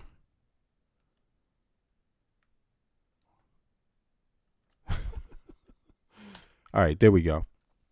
Okay, so people can say yes, or they can say no, or they can say not sure, even though that's like a silly ass answer, you know. But no, it's not silly. Maybe there's something to it, but I just want to put it there as an option. So here we go. So people feel free to fill that out. Now, yeah, because listen, in my view, from what we just heard, from what we reviewed, what we read, is that the military people, just so you know, you ain't getting paid if this budget is not being passed. And I don't see the conversation about attacking Greenland as a good one to have when you want to government fund it. Okay, the president should not be given more options to invade or to do kooky shit around Earth. And this thing about Greenland is just an example. There's many other things. There's goddamn healthcare. to talk about. There's goddamn Venezuela to talk about. It's everything else. I mean, again, it's a damn shame that this Congress and this Senate has not already impeached this whole goddamn regime. I mean, this shows you, see, this is a problem here because this is a values thing. This is showing American values on the international stage, and it is not helpful for our future at all. It is not. We're showing our values.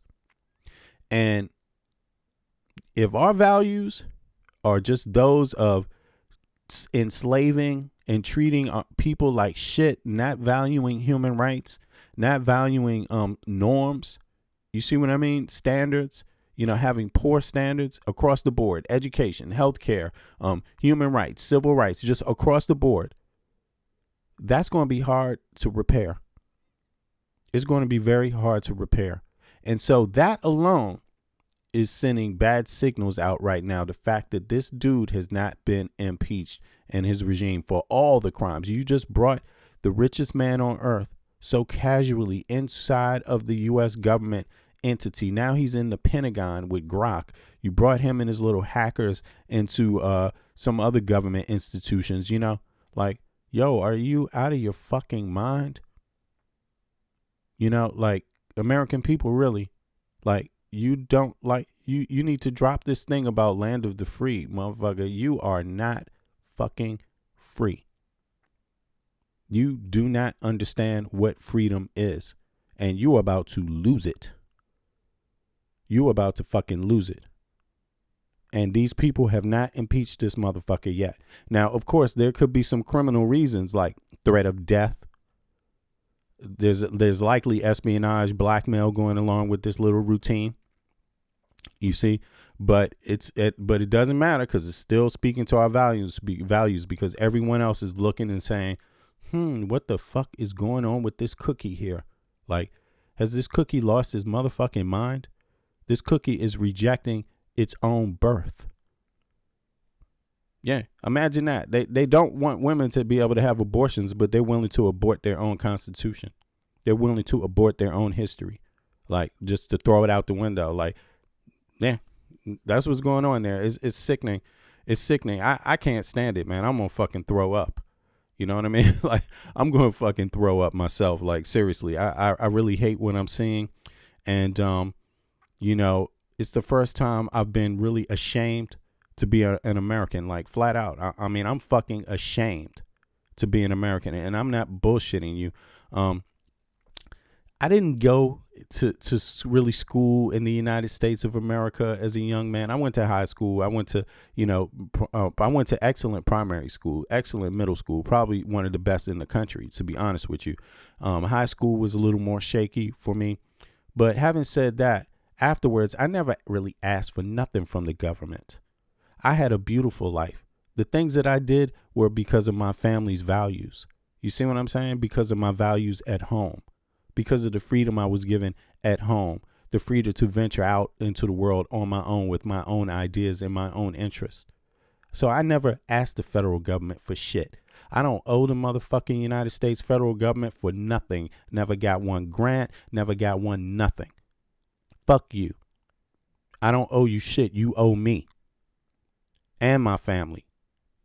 But state too. I ain't got no hatred for DC government, and the state is a little better, friendly. I had friendly police. Police didn't bash my head in. Police weren't preying on Washingtonians. Police were, not preying on young men, young kids. We could be trouble sometimes too, but they weren't preying on us. We didn't have that kind of upbringing. We had the kind of situation where the police were very polite. You see what I mean? The police not wasting their time with people. Police not pulling people over all the fucking time. They weren't harassing Washingtonians, the DC police, when I was growing up. But I'm saying all of this to say that this is really, I've seen a lot of my country, not one cent with the federal government's dime, nothing to do with the federal government, only my own invention, myself, my own mind, and people that I met, and outside of the country too. Now, having said that, it's the first time I've been ashamed of my country. Like, I have to say that, like, I'm literally, utterly fucking ashamed I am ashamed, you know, and I never really thought I would ever be there because our country does some things that are very, you know, very much questionable, not just today, but in history. You know, everyone doesn't like our politics. There's different politics that occur. I've had to grow up in the Iran-Contra scandal, the crack cocaine epidemic, which is linked to the Iran-Contra scandal, linked to guns for drugs, South America, all of these type of things, all of these exploited elements. Ali North, we've had to go through goddamn Tuskegee experiments for experimenting on humans, on black people's bodies. We'd had to go through a whole lot of shit, you know, and there's broader things. I'm not just, you know, not to just put it to talk about Tuskegee, but just loads of people have gone through loads of shit across the country. Women have gone through loads of shit in our country, not being able to vote, you know, not getting an equal wage for the same job, you know, all kinds of shit. I mean, we live with a lot of problems in the United States. So people have maintained pride through a whole lot of shit. Not arrogant pride, but just pride because there's some good things there too, and survival. People survive and you build pride based on that too. But I gotta say something. I'm actually fucking ashamed. It's the first time I've never felt fucking ashamed before, and I really am, like, because this is the bottom of the gutter. This shit with Trump is this right here. If any people accept this of being anywhere close to a representation of what is anything good, just, decent, you have no values. You have no fucking you have nothing. You have zero. There's nothing inside of you that, you know, that garnishes any respect. If you share any of this shit that Trump is doing, something's fucking wrong with you. Like, you are disgusting. You see what I mean? That is foul. That is foul. You know, so I'm just saying it. Like, it can be repaired. It might be repaired depending on the outcome of this shit. You see what I mean? People are fighting. Loads of people are going to continue to fight. I'm going to continue to do whatever I can do, but yeah, I've never seen it this disgusting.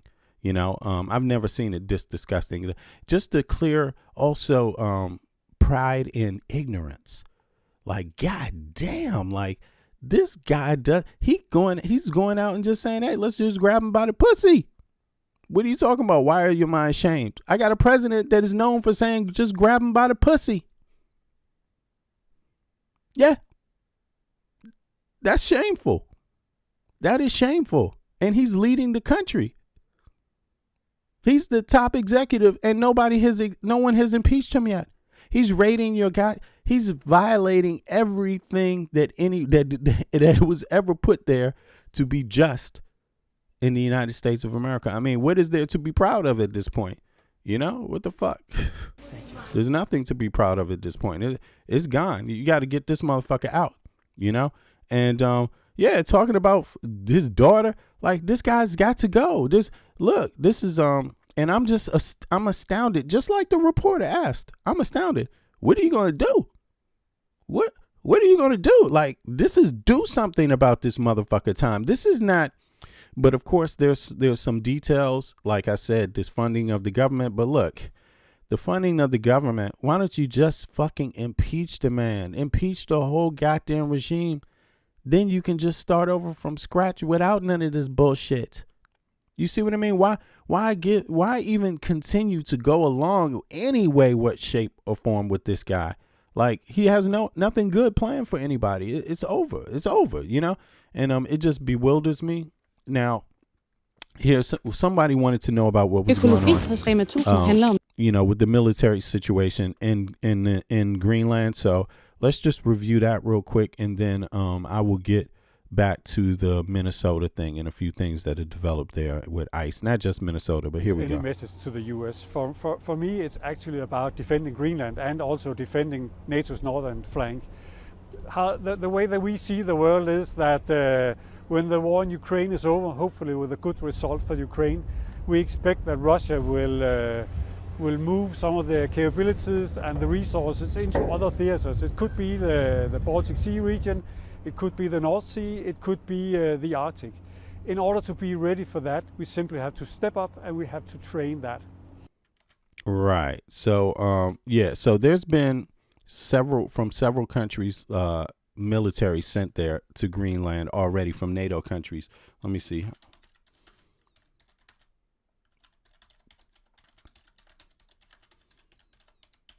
Let me just make sure I had this up. I thought I already had it queued, but I can see it's not in the list here. So let's see here. 32 NATO member states have provided some form of military assistance in the last few days, right? Broad support. All NATO members have sent either lethal aid, weapons, ammunition, or non-lethal military support, helmets, medical kits, etc., fuel. 2026 commitments. Recently, a core group of 15 countries included Germany, UK, Canada, and Poland formally committed a massive $60 billion military support package for 2026 calendar. Okay, so that's something new I didn't know. $60 billion for aid for Greenland regarding military defense.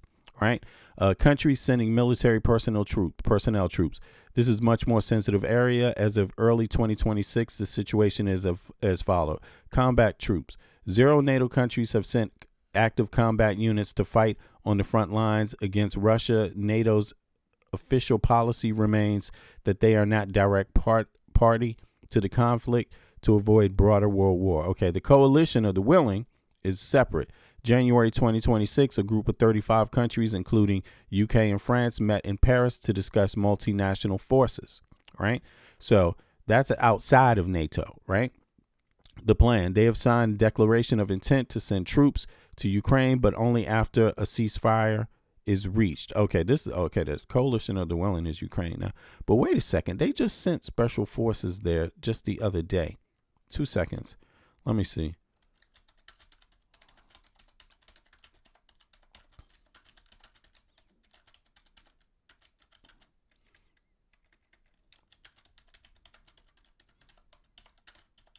Yeah, actually, why did it not pull that up? I'm curious about that. That's interesting. Okay, so let's look. In the last week, there's been significant shift in how NATO and its allies handle boots on the ground. Okay, while there's no official NATO combat force, hold on.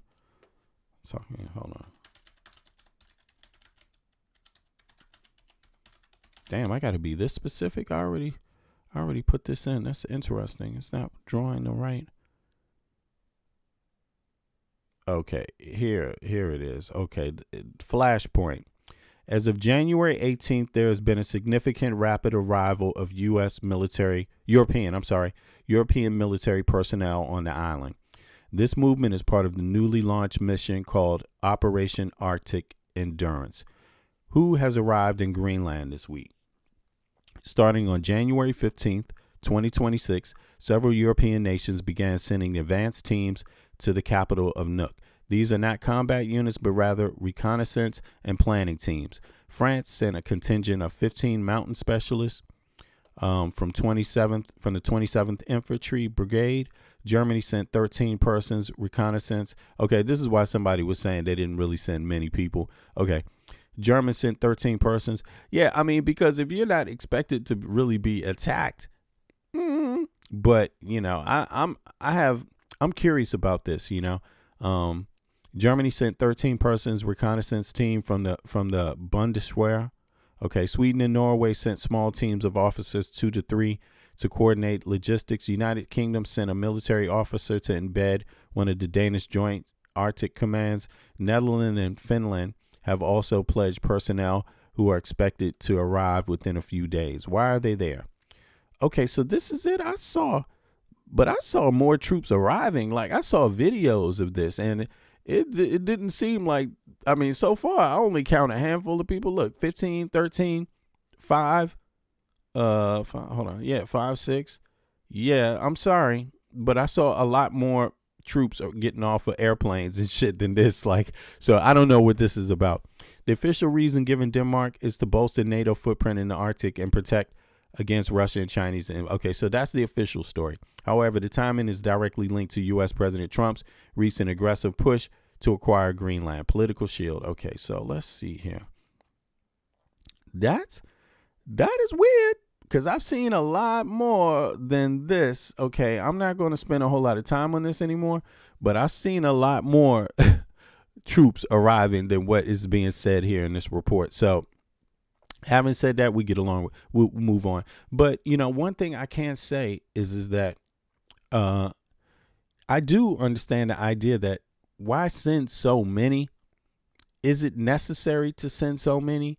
Listen, what's more necessary is to watch the movement of the U.S. military, and then you adjust according to that. Because the U.S. military, I'm pretty sure they're being watched right now. Canada is also an ally of Greenland, a NATO ally too, but they're also a neighbor of Greenland. So I'm pretty sure any northern troops that are positioned in the northern part of the United States, any of that, I'm pretty sure that's being watched very heavily. I think it's fake numbers. I think so. Because I've seen with my eyes, there's been a lot of video, at least in Denmark, with these, troops arriving and shit like that, and from different countries. And I'm just like, okay, that's not what I saw, these little numbers. So of course they could be faking the numbers, and why not? You know what I'm saying? But in any case, let me just follow up with this last thing and see what the legacy news media is saying about these meetings. Joining us now from Copenhagen is one of the U.S. lawmakers on that congressional delegation, Democrat Madeleine Dean of Pennsylvania. Congresswoman, it's great to have you with us. Thank you for taking the time. What's your message to Danish officials today? Well, thank you for covering this. And I'm on a very special trip, 10 of us from both the Senate and the House, and importantly, 2 Republican senators. As your reporting shows, Senator Tillis, but also Lisa Murkowski, Senator Murkowski.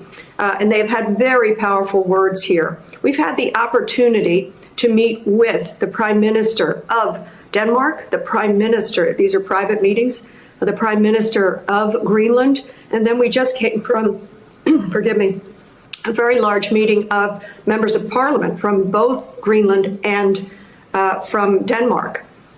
We also had lunch with a bunch of industry folks. Yeah, do me a favor. Click the like button, y'all, in case you haven't clicked it, and subscribe. If you haven't subscribed, hit the bell. If you like these kind of news updates and this commentary, the conversation we have in here, I appreciate it. And I have to tell you, Oh, sorry. For people that don't know, I'm an American that lives in Denmark. I live in Copenhagen, born in Washington, D.C. My family on both sides from the colonial period in the U.S. So, I'm just trying to offer what I can offer, so people have some qualifying data to go on, not just what they hear in the U.S. news legacy media and things like that. So, there's over 10,000 Americans that live in Denmark. It's probably closer to 12,000 now. Right, because I don't check every year, but the last time I checked, it was over 10,000. That was a few years back, right? So it's probably closer to 12,000. But yeah. So I hope everybody knows. Danes understand that, as you know, all Americans pretty much in Denmark are pro Denmark. We respect the country a lot, and we are very happy to live here among Danes and others, right? We appreciate Danish society, and we understand the history, some of the social movements that have come about in the last decades of Denmark. This last generation has been a big generation for Denmark. Denmark has had its civil rights movement in some degree in the 60s and 70s also, right? So that is pretty much what defined the country we live in today, and it's a country that has health care, country that has universal education, also country that has 5 weeks vacation for everyone, no matter how rich or poor you are, a country that has housing benefits for people that don't really find themselves making enough money all the time or change jobs and the situation changes for them. You have a year Barcel, every child that's born, that means their parents have time off from work, fully paid from their job, and they get to be with their child in their first months of their life. You see what I mean? So these are things that all humans that have a connection to life would value, right? So so I appreciate Denmark, and most Americans do. And there's some other updates coming about what Americans have been doing in Denmark about this to show our admiration and solidarity with Danes and Greenlanders, but I can't speak about them all right now until they're out there. So I will know. I think tomorrow we're going to know a lot more. So those of you that follow my podcast, I should be doing an update on that because some things are in the works. I know particularly, that will make other Americans feel proud, and also, solidify that message of solidarity that we stand with Danes. And a person like myself, I don't just stand with Danes. I will fight with fucking Danes over this. You know what I mean? Like, I don't give a fuck. Reason must prevail. You see what I mean? So, yeah. So let's. Their hospitality is so warm, but they're very puzzled. They believe that we are the strongest of allies. We have a 225-year relationship, 80 years in NATO. Denmark, a founding member, and Greenland is a NATO member. So they're puzzled, they're dismayed, they don't understand it. I think our message, and I think this is true in a bipartisan way, is that we are your ally and your friend, and that bond continues. Yeah, Johan, I hear you. I hear you. Johannes, is it Johan or Johannes? I hear you. I see your comments. I appreciate them. Thank you. We do not understand the president's ambition to take Greenland, and Greenland has no interest in that. Okay, so this happened yesterday, right? This was just a wrap up for yesterday, but there's something that Trump did in response to this, which is, and this is the bullshit of Trump. It's like people stand up and say, hey, look, there's solidarity. Everyone's coming out of the woodworks from left, right, to say we stand with Denmark, we stand with Greenland. And what does bitch ass Trump do? This is what bitch ass Trump does. He does the magic wand thing. Like, I don't understand this guy. He really doesn't like American citizens at all, because what is hurting American citizens most is these goddamn tariffs. The dollar is being killed over these tariffs. Don't you see the gold rising and rising and rising and rising, and the U.S. dollar at the same time sinking and sinking and sinking and sinking? And he goes right back to the same thing that created that dynamic. I mean, nations are dropping the motherfucking U.S. dollar over this guy's goddamn tariffs. And what does he do in response? He just throws more tariffs. It's like, what the fuck? He's trying to send it. He's trying to kill the U.S. dollar. Tests in Greenland He's trying to kill and Denmark. This shit ain't going to really hurt. Do you know the EU just signed a massive, one of the biggest trade deals of all with South America? Free trade, open trading. They're going to extend trade. They already both had $50 billion going back and forth. They're going to extend it. They just signed the deal. Who do you think this trade deal, this tariff shit is going to hurt? He's literally just fucking around with Americans, saying, you know what I'm going to do? How can I fuck over Americans even more and fuck over the U.S. dollar even more? Let me think. I know what I'll do. I'll put tariffs on Denmark. That's how I'll do that. I'll just make Americans pay for more shit from goddamn Europe. You want to buy this, you want to pay more. Yo, what the hell? Do you understand? I went to the grocery store. Do you understand? You can barely sell an American products are cheaper than they ever been over here, man. You can barely sell. People don't fucking want to buy Lay's chips anymore. Lay's, and this is how you know. Anybody that lives in Denmark knows what I'm talking about. You go to goddamn Fakta. Lay's chips used to cost 30. Lay's chips used to cost 30 crowns. What's 30 goddamn crowns in U.S. dollars? Let me see. $3. It used to be like $4, maybe $5 for some Lay's chips, right? Man, do you know how much they cost now? Like $1, $2.50 shit, $2 maximum. They've just nothing. People don't even want to buy. They just don't want to buy it. Sure, they're going to buy a little bit, but guess what is booming? Guess what just happened? Kim's Chips just got a new potato chip. It's called barbecue, and it is just like the Lay's ones. And you best believe people are going to buy the hell out of some Kim's Chips. And it's just like, God damn. What they don't understand is Danes trade with the entire world. You can't beat them at this. You're not going to hurt them with a goddamn tariff. They're just going to buy that same shit from somebody else. What the fuck? What the fuck? Guess who ain't going to buy the same shit from somebody else? Americans. Because all you stuck with is the same shit costing more. That is terrible. As President Trump escalates his threats to take over. Oh, who said Lay's chips are $4.69? Where you at, Rodney? Let me know. What state do you live in, and who is your healthcare provider? Yeah, and where is where do Lay's chips cost $4.69 at right now? New Jersey? Okay.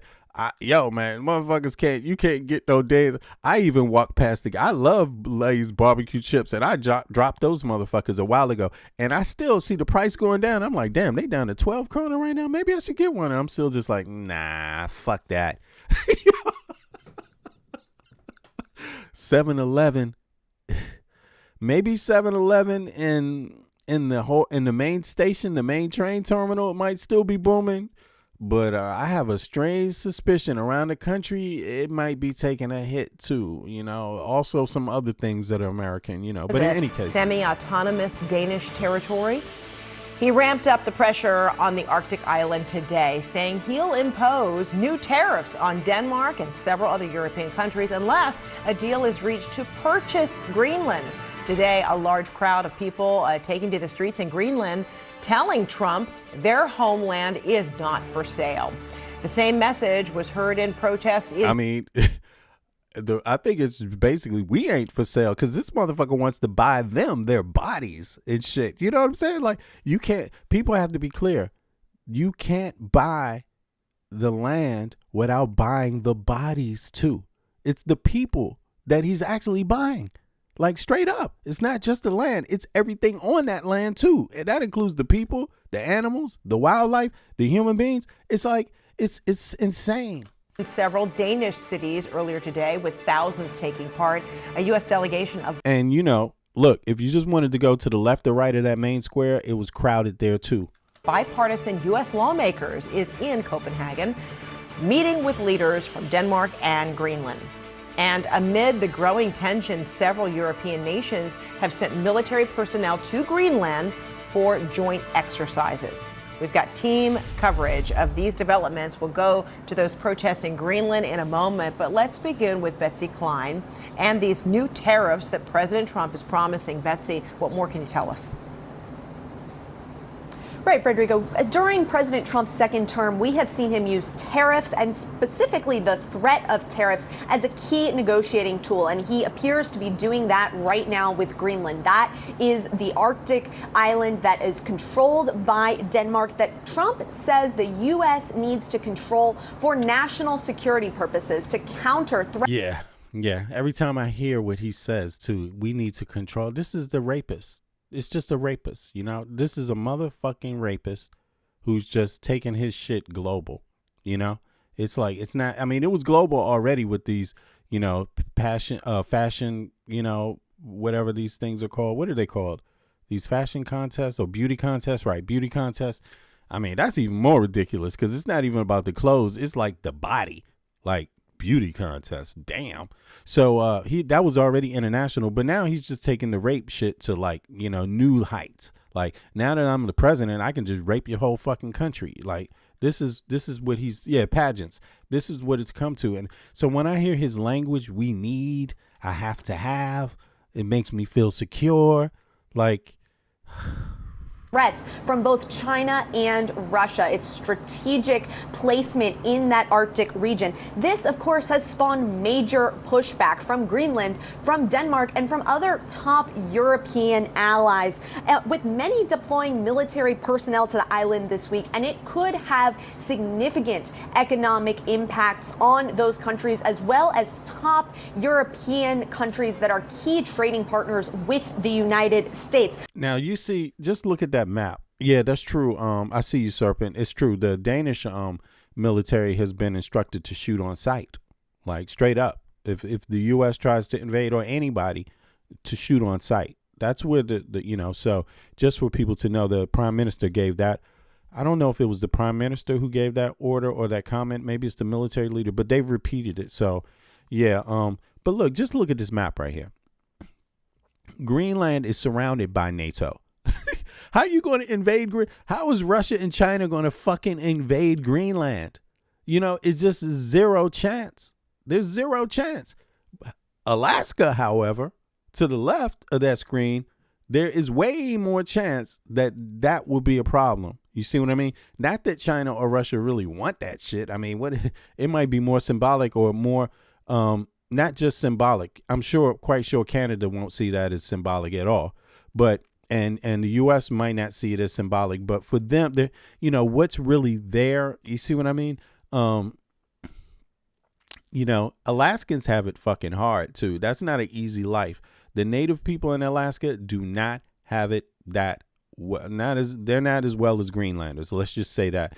And yeah, I would just leave it there because I'm also not an expert on in this area. So I like to revert to experts and people that have real, anthropological knowledge, things on the ground there. So I don't want to speak too loosely about that. But you can just see on the map, one thing is for sure is Greenland is surrounded by NATO. So Alaska ain't. Alaska's not surrounded by NATO. You see what I mean? Greenland is. So it just makes no sense what they're doing. European countries that are key trading partners with the United States. The president had noted that he could use tariffs on these countries to apply some pressure, but putting names and a number on it today in a post. How are you going to look at this? Trump acts like these people don't trade with nobody else. Every country he just mentioned is part of a new open free trade agreement with South America. And for those that don't know, South America is on the Atlantic also. It's just across the water. It's just a little bit instead of going northwest, you just go southwest. and you get to say that's all. You just change the direction. And this is crazy. So who's it going to hurt most? Who is this really going to hurt? Who's it really going to hurt? And not to say that they already traded with China and other countries anyway. Look, and not to mention, the EU has already stepped up on its electric vehicle policy. Has charging stations across the EU. You know what I mean? And they make electric cars also in the EU. So they don't have to rely solely on China. But look, and they make very good ones. You see what I mean? Like high standard ones. That's the thing about it. Usable ones, right? Now, they have a whole new market with South America. South America doesn't want to just rely on China for L cars. South America doesn't want to just rely on China for technology, right? So the U.S. wants to back out. The EU is walking in. They're like, okay, we're going to walk in. So when you look at this map and you see he's putting tariffs, what the fuck? Trump obviously, either he's purposely trying to sink the U.S. dollar, purposely trying to make Americans broke for some reason. Maybe he wants you all broke, all out to default on your housing loans, all default on your credit so he can come and buy it all up cheap, him and his friends.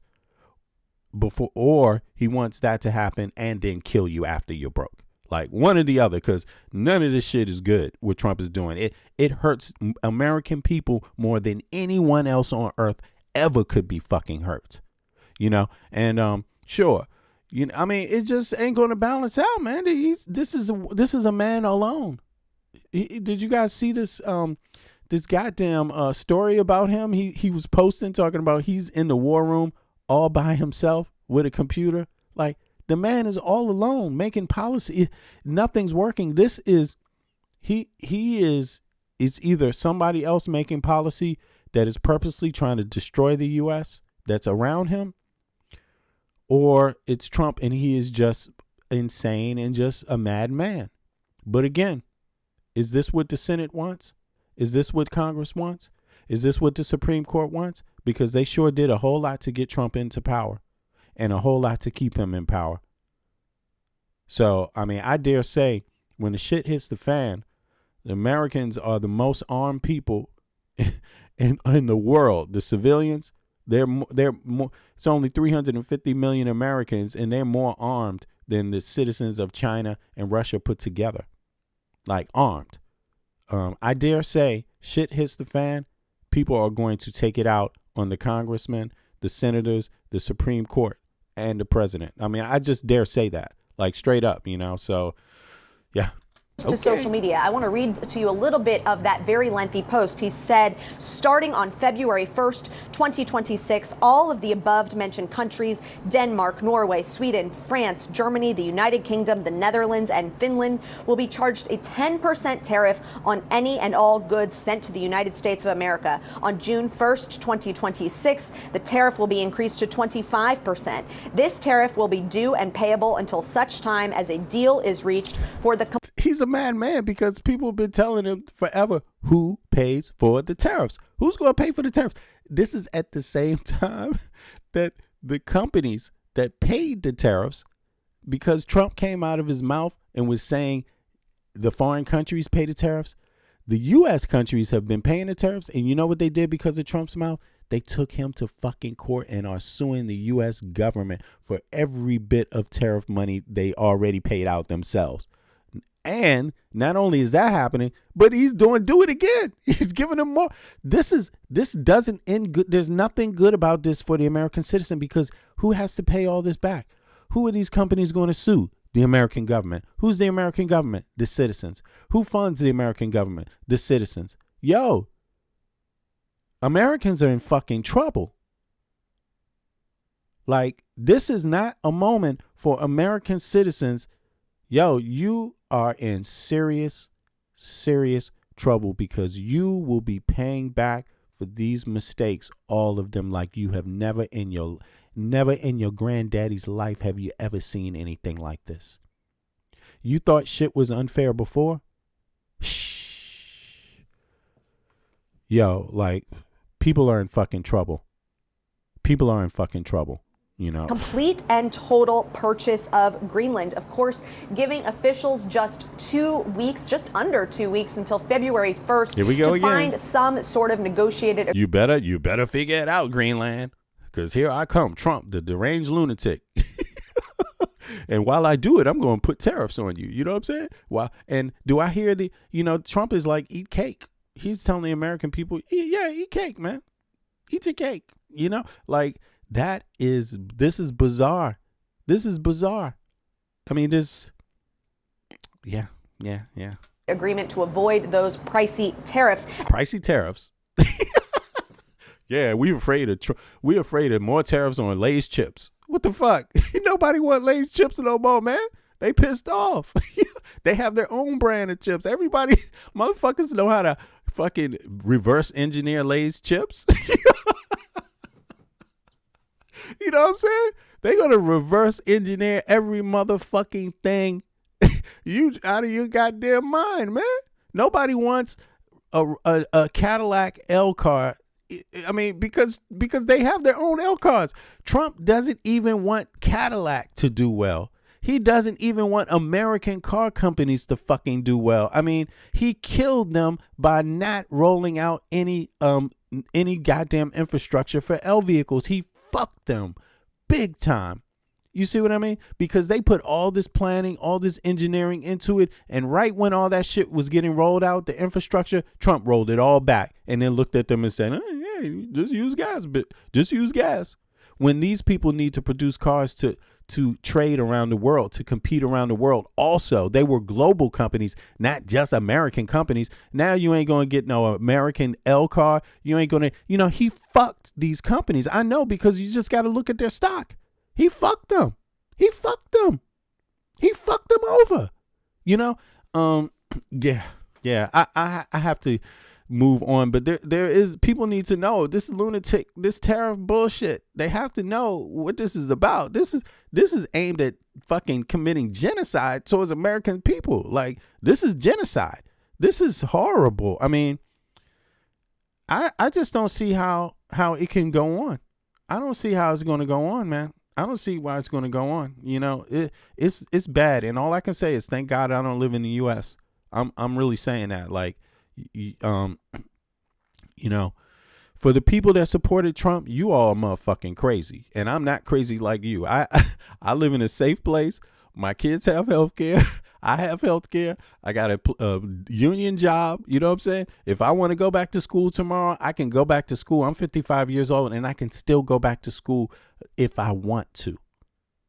You see what I'm saying? Like, This is senselessness. This is senselessness, what's going on. It's just utter senselessness, which lets you know that if for some reason the military does continue to follow Trump's orders with any of this shit, it ain't gonna work out well for them either. Like, because you need something that makes sense to go after. Like, something that doesn't make sense is just going to lead to useless bloodshed. You ain't gonna win. You know, you're not going to win. You're not in a position to win. If there was ever a situation the U.S. military was not in a position to win, you think Afghanistan was some shit? These motherfuckers see you coming a mile away. As soon as you leave the door and say, go that way, they're going to be like, here they come. They're going to see that shit instantly. It's like, what the fuck? Canada is like this. Look. It's like, what is the point? What is the point? Anyway, yeah. I guess in life you got to dream big. So Trump is like, fuck this. I'm going to dream big. You know, this is what you get out of Trump. Now, over to the last thing I want to go over, because still many. I know I'll be back questions. today, though. I'll be back today, by the way, earlier, because I got one more coming later on in the afternoon for the U.S., but nighttime for the EU, right? But this is the sadness that Trump has for us. You know, this is the sadness. He's a mastermind. He can fight battles all over. He's gonna fight it in the country. He's gonna fight it outside the country, and he thinks he can win.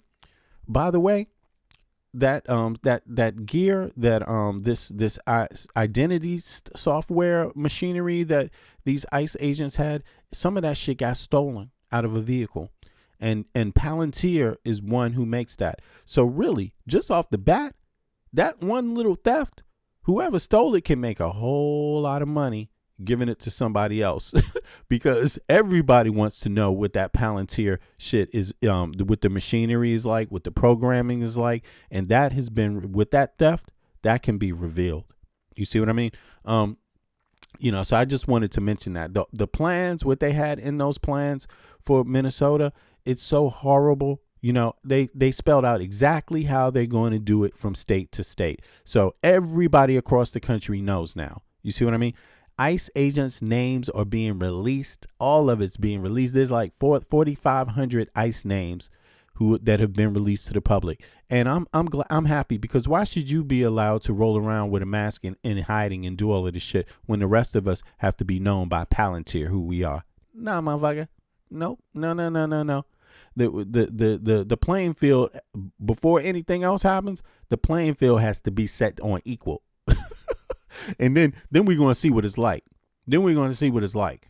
You see what I mean? Like, yeah, we're going to see what it's like when the rabbit has the gun. You know, like, seriously, like, so go out there, violate people's rights, go out there and demean people because of their sexuality, go out there and demean people because of their color, go out there and demean people because of their ethnicity, go out there and demean people because of their gender. You just keep going out there, motherfucker. You just keep going out there and doing that. Going out there and demeaning people because they believe every American should have the right to fucking health care. You want to demean people because of that? Because they think you need to make a living wage. You want to fucking demean people because of that? You want to actually think that they're not American? Motherfucker. Like, I'm sorry. You better go back to the history of the United States of America, because guess what? There's a whole lot to review. You see what I mean? There's a whole lot to fucking review. And these people where they at Minnesota, man, you know, come on, man. Minnesota ain't no new state. Minnesota been around a while. Minnesotans have an idea, but you know, they have an idea about who they are. They have an idea about what their values are. You see what I mean? You can't just go around just on these cities and these states telling people what their ideal should be when their forefathers already know through bloodshed, through blood, sweat, and tears what it is. You can't teach somebody their own goddamn blood, sweat, and tears. You know, just because you don't know what they sacrificed for the country doesn't mean they don't know. And people about to find out, you know. People about to find out. Outstanding questions about what happened in the critical moments leading up to the killing of Renee Good during a confrontation with ICE officers last week. As additional videos of the shootings continue to surface, the New York Times is out with a very detailed new analysis, syncing up multiple videos from different angles, going frame by frame, and creating really the fullest video image picture of what transpired. Here's a portion of their analysis centering around the position of the officer in relation to Ms. Good's vehicle. This is from the New York Times. The cell phone is focused squarely on Miss Good. She looks down, shifts into drive, and begins turning to the right, away from Jen. Cut to Yo, Rodney, you saying some shit right there. I feel you, because get one of them drones. You know what I'm saying? Like, they never think about this. This is going to be a primary thing. This is going to be a primary thing. Taking these motherfucking cars. I mean, getting the equipment inside of it, of course, because people want to defend themselves, and people don't appreciate being attacked for who they are, just for existing. You know what I'm saying? And paying you a salary to attack. The mere fact that they have to pay you a salary to attack and demean them, that shit is over, man. That shit is over, man. People are pissed. To this high angle and zoom in, we can make out the agent's body and his arm filming. We can also see, at the same time, he's beginning to lift his other arm. On these cameras, we can see what's happening around Agent Ross. The other agent is yelling orders and reaching into Miss Good's SUV. Her front tire spins as she continues turning right. Agent Ross is at least a few feet away from Miss Good's SUV. He does not appear to move out of the way. And I'm joined now by one of the reporters who worked on that video analysis from the New York Times, Devin Lum. Devin, so that video that we just saw, what is the significance to you in that? Right. So what we're seeing in that video is the agent who eventually shoots Renee Good moving from his position near his own SUV in front of her vehicle as it's moving. So law enforcement agents are not instructed to do that. They're told the direct opposite, because it places them. I'm gonna let you see the video instead of just seeing his face while he speaks, right? So let me see here. Let me just go ahead and blow this up real quick for everybody, so you guys can see that while he's speaking. Yeah, because it is relevant here to actually witness what he's talking about. So let me see here. Can I get rid of this? Yeah, here we go. Boom. What? Oh, boom. Damn. Let me see. Here we go. All right. So let's take another listen. Devin Lum. So what we're seeing in that video is the agent who eventually shoots Renee Good moving from his position near his own SUV in front of her vehicle as it's moving. So law enforcement agents are not instructed to do that. They're told the direct opposite, because it places them in danger, like we see in this. It also, I mean, what you're saying in the video is that she is turning the wheel almost like a 3-point turn. She had backed up and now she's turning. Does it indicate in the video that she was? I mean, this is one of the questions. The president said that she ran over the officer. That's clearly didn't occur. Was she aiming for him? Was she trying to turn away? Right. So we can see in the video, there's a split second where, the tires of her car are pointed towards the agent, but it's not because she's angling those tires at the agent. It's like you said, she's in the middle of completing a 3-point turn. So she was reversing with the wheel turned all the way to the left to flip the front of the car to the right, and was in the process of turning to the right. So if you play the video further, you can see those wheels are moving away from the agent. There's also the question of, was the agent who killed Miss Good, was he actually hit? That we've seen his cell phone camera video. There seems to be, a jostling of the camera. Whether that's him, it smashing against the car, I'm not sure. Well, I want to show this other video that's part of your analysis. This is also the moment many. Okay, hold on. Let me change that view real quick. I can see that's not working out right now at this point. Let me see here. Is it this one? Right.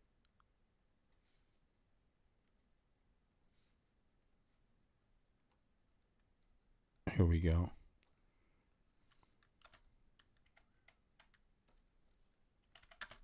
It's smashing against the car, I'm not sure. Well, I want to show this other video that's part of your analysis. This is also the moment many have said looks like Agent Ross getting run over. And it does when watched at full speed. He's not getting run over. But looking more closely, we can see Whether that's him, it smashing against the car, I'm not sure. Well, I want to show this other video that's part of your analysis. This is also the moment many have said looks like Agent Ross getting run over. And it does when watched at full speed. But looking more closely, we can see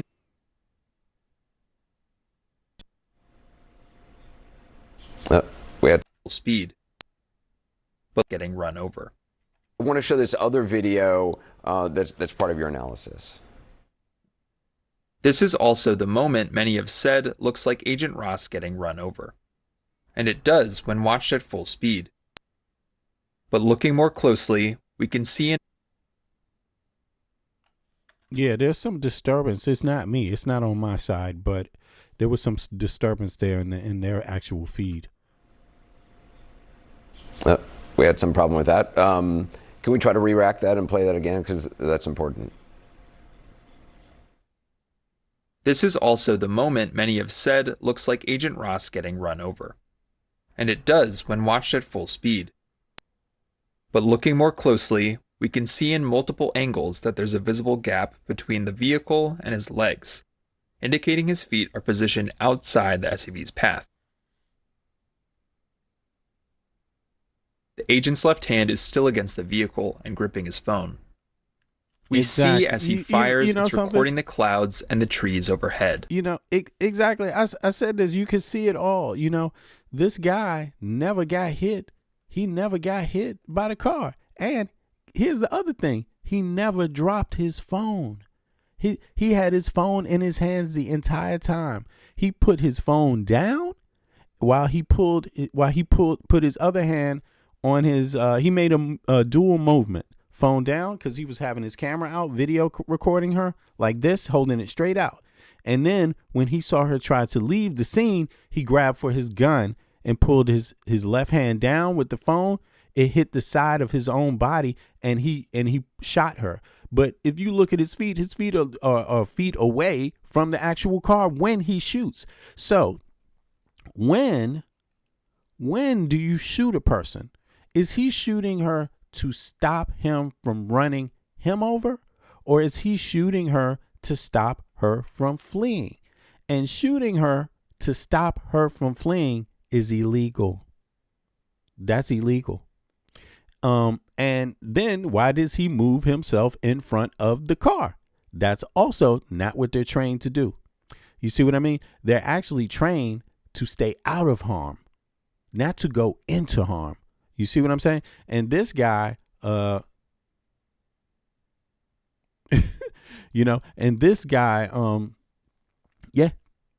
almost like he created the situation himself. And that's odd because a lot of these trolls out here say, man, if she just stopped, she created the situation herself. No, actually, he created the situation himself. It's his actions.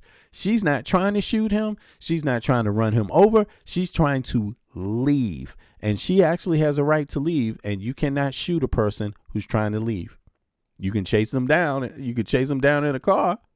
If it's legal in that state. Some states you can't go on no high speed chase. But listen, he didn't, that's the whole thing. So, yeah. But in any case, let me make this smaller again. I mean, we've been over this so many times. I'm sorry. He's going to get convicted in a state court. And that's just what it is. And there is no pardon for him. And there is no hiding of evidence. You know why? Sorry. Because it's all on camera. It's all on camera. And he's going against his own training. And there's no way on the camera where he gets hit. And on top of it, where is videotaping the part of your fucking job? What is that about? Let me videotape her. I'm in danger. I'll videotape. I'm in danger. She looks like a danger to me. I will videotape her. No. He didn't think she was a danger at all, which is why he was videotaping her. He didn't think she was a danger at all. And when he saw she was going to leave, he shot her ass. And if you shoot her, so, okay, you shot once to defend yourself, but it's very clear what were the other two shots about, because you weren't in harm's way of her then. You could say he could make this argument that he shot the first one. She was coming after me. I felt unsafe. So, but are you going to stop her car? Can you stop a car from hitting you with a bullet, with a gun? Can you stop a car 2 feet away from you, from hitting you? The car's going 3 miles an hour, by the way. But let's just say it was going 50 miles an hour. Can you stop it? 10 miles per hour. Can you stop it? I mean, is that what you're going to do? No. The car went all the way down the motherfucking street, okay, after she was hit. Hello? You see what I mean? The car sped up after she was hit. So, but in any case, even if he makes the argument that, no, I was in danger and I had to shoot her to stop her, that doesn't make any sense. But then even if that's the case, what were the other 2 shots for or 3 shots for? What was the point? So you were in danger, so why did you shoot? Then he's shooting in the direction where other people, if he missed her, do you know who's standing right beyond her? His own partner. If he missed her, he could shot his partner. He could have shot a pedestrian. The whole thing doesn't make any sense. It's reeking foulness. It's really reeking that he wanted to fucking shoot her ass. I mean, that's what it's reeking. That's what it's damn, what did they say? That's what it's giving. Yeah, that's what it's giving. It's giving, I want to shoot a bitch today. You know, that's what it's giving, you know. So excuse my language, but that's what it looks like to me. So yeah. We see as he fires, it's recording the clouds and the trees overhead. It's not because the agent is knocked to the ground. The other angle shows he's still standing, continuing to maintain his grip on his phone and his gun, and we see a clear and growing gap between his body and the SUV as he fires a second shot. What is it? That's what I'm saying. He's nowhere near the goddamn car. He's nowhere near this car. It's like, what is going on here? There's no way that is legal. That's not legal. That's illegal.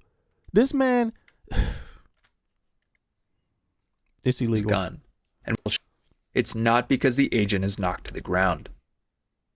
The other angle shows he's still standing, continuing to maintain his grip on his phone and his gun, and we see a clear and growing gap between his body and the SUV as he fires a second shot. And there's 4 shots. There's 3. Three shots. Yeah, okay. That's correct. So the second and the third shot, which I think we have a freeze frame maybe of or a re-racking of the second and the third shot. Mm-hmm. That's from a different angle than the first shot, and is it directly into the window? So, we're not able to establish the direct path of each bullet that was shot, but what we can see in the video is by the time that he's firing his second and third shot, there's a clear and growing gap between where he's positioned and where Renee Good has been turning, right? So the first shot looks to be a little bit more directly, potentially through the windshield, but again, we can't establish that through the visuals at this moment. But at the moment of the first shot, he has his hand on the vehicle as it's turning and pushing this direction and is pivoting away, right? And you can really see that pivoting motion when he fires the second and third shot, and that gap continues to grow as she drives past, and it becomes more of a firing toward the side. I want to play another piece of your analysis that shows. Let's play this next one. It's at this point in the cell phone video where it first looks and sounds like the agent's getting knocked violently. Oh! On the other camera, we can see what's happening. Yeah, I can hear the camera. I knew it the whole time. It sounds like the camera hit his own body, pulling the phone down in a hurry. Here is Agent Ross aiming his miss good. Look at that. And here is his outstretched arm leaning toward her vehicle. That's barely. That's crazy. That is crazy. Like, there it is. Oh! On the other camera, we can see what's happening. Here is Agent Ross aiming his miss good. And here is his outstretched arm leaning toward her vehicle, which is barely visible behind the Tahoe. His phone, which is gripped in his left hand, flips over when the agent's hand lands on the front of the vehicle. There's an audible thud when it hits. Oh! The camera rotates. Oh, okay. So they're saying he had the phone in his hand, and it hit the vehicle when he reached out. Rotates up towards the sky. Again, while it appears the agent's getting knocked over, we can see that's not the case from the other angle, which shows he's standing with his hand near the headlight, his torso and legs away from the vehicle. So that knock I mean, he was trying to shoot her ass in the head. In the you know, which is disgusting. It's disgusting, and it's another aspect of what's been going on in the U.S. for a long time. You know, when people talk about police brutality, right? Even though they're not police, but these kind of shootings have been going on a long time, and civil rights activists, civil rights attorneys have had this problem a long time in the United States of America. The use of lethal force against people driving in their cars, people without weapons. Now think about this. She's not brandishing a weapon. He's not even saying I saw a weapon in her car. He's not even saying I observed anything. It's none of that, you know. And you know, there's always this damn situation where there's some people that want to support violence, police violence towards citizens, towards residents, you know. And you know, there's no room for the citizen. Even Trayvon Martin, like, think about this. We had a situation with a young boy. He's being followed, being stalked by a grown man. The young boy went to the store to buy some damn Skittles. We had a whole trial. The whole country had to be involved because people wanted to defend the grown man, quote unquote, standing his ground against a person he was stalking at nighttime, a young boy. And the grown man, everyone even knew, the grown man jumps on top of him and kills him. And people are still trying to make it seem like the boy did something to him. So we know there are people that will just stand behind police violence no matter what. They will stand behind the shooting of certain kinds of people, just violence no matter what, because of either race, because of gender, because of sexuality, because of ethnicity, because, you know what I mean? There's always this goddamn reason in the United States of America. I mean, it's just been spelled out. It is the way that it is. And so people trying to do this is people trying to make excuses for this. You're just part of the same group. You're just part of the same group. Now you just have a new way of making an excuse for it. We were looking for Somalis. All of this in the name of looking for illegal immigrants. So you came across a woman that's a citizen that has a child and doesn't like what you're doing, and maybe said that she didn't like what you were doing, and now wants to exercise her right to get the fuck out because you're not there to do any police work anyway, and they shoot her ass in the head. You ain't going nowhere, bitch. I own you. You my property. You have to die. You're nobody. And plus you gay. Like, they fearful. The guy's offended. He's offended that the gay woman don't give a fuck about him. And he had to kill her. And people are seeing this. It's like people are seeing it. It's sad. I mean, this is my opinion, I'm saying, but for some people they get it. Some people are like facts.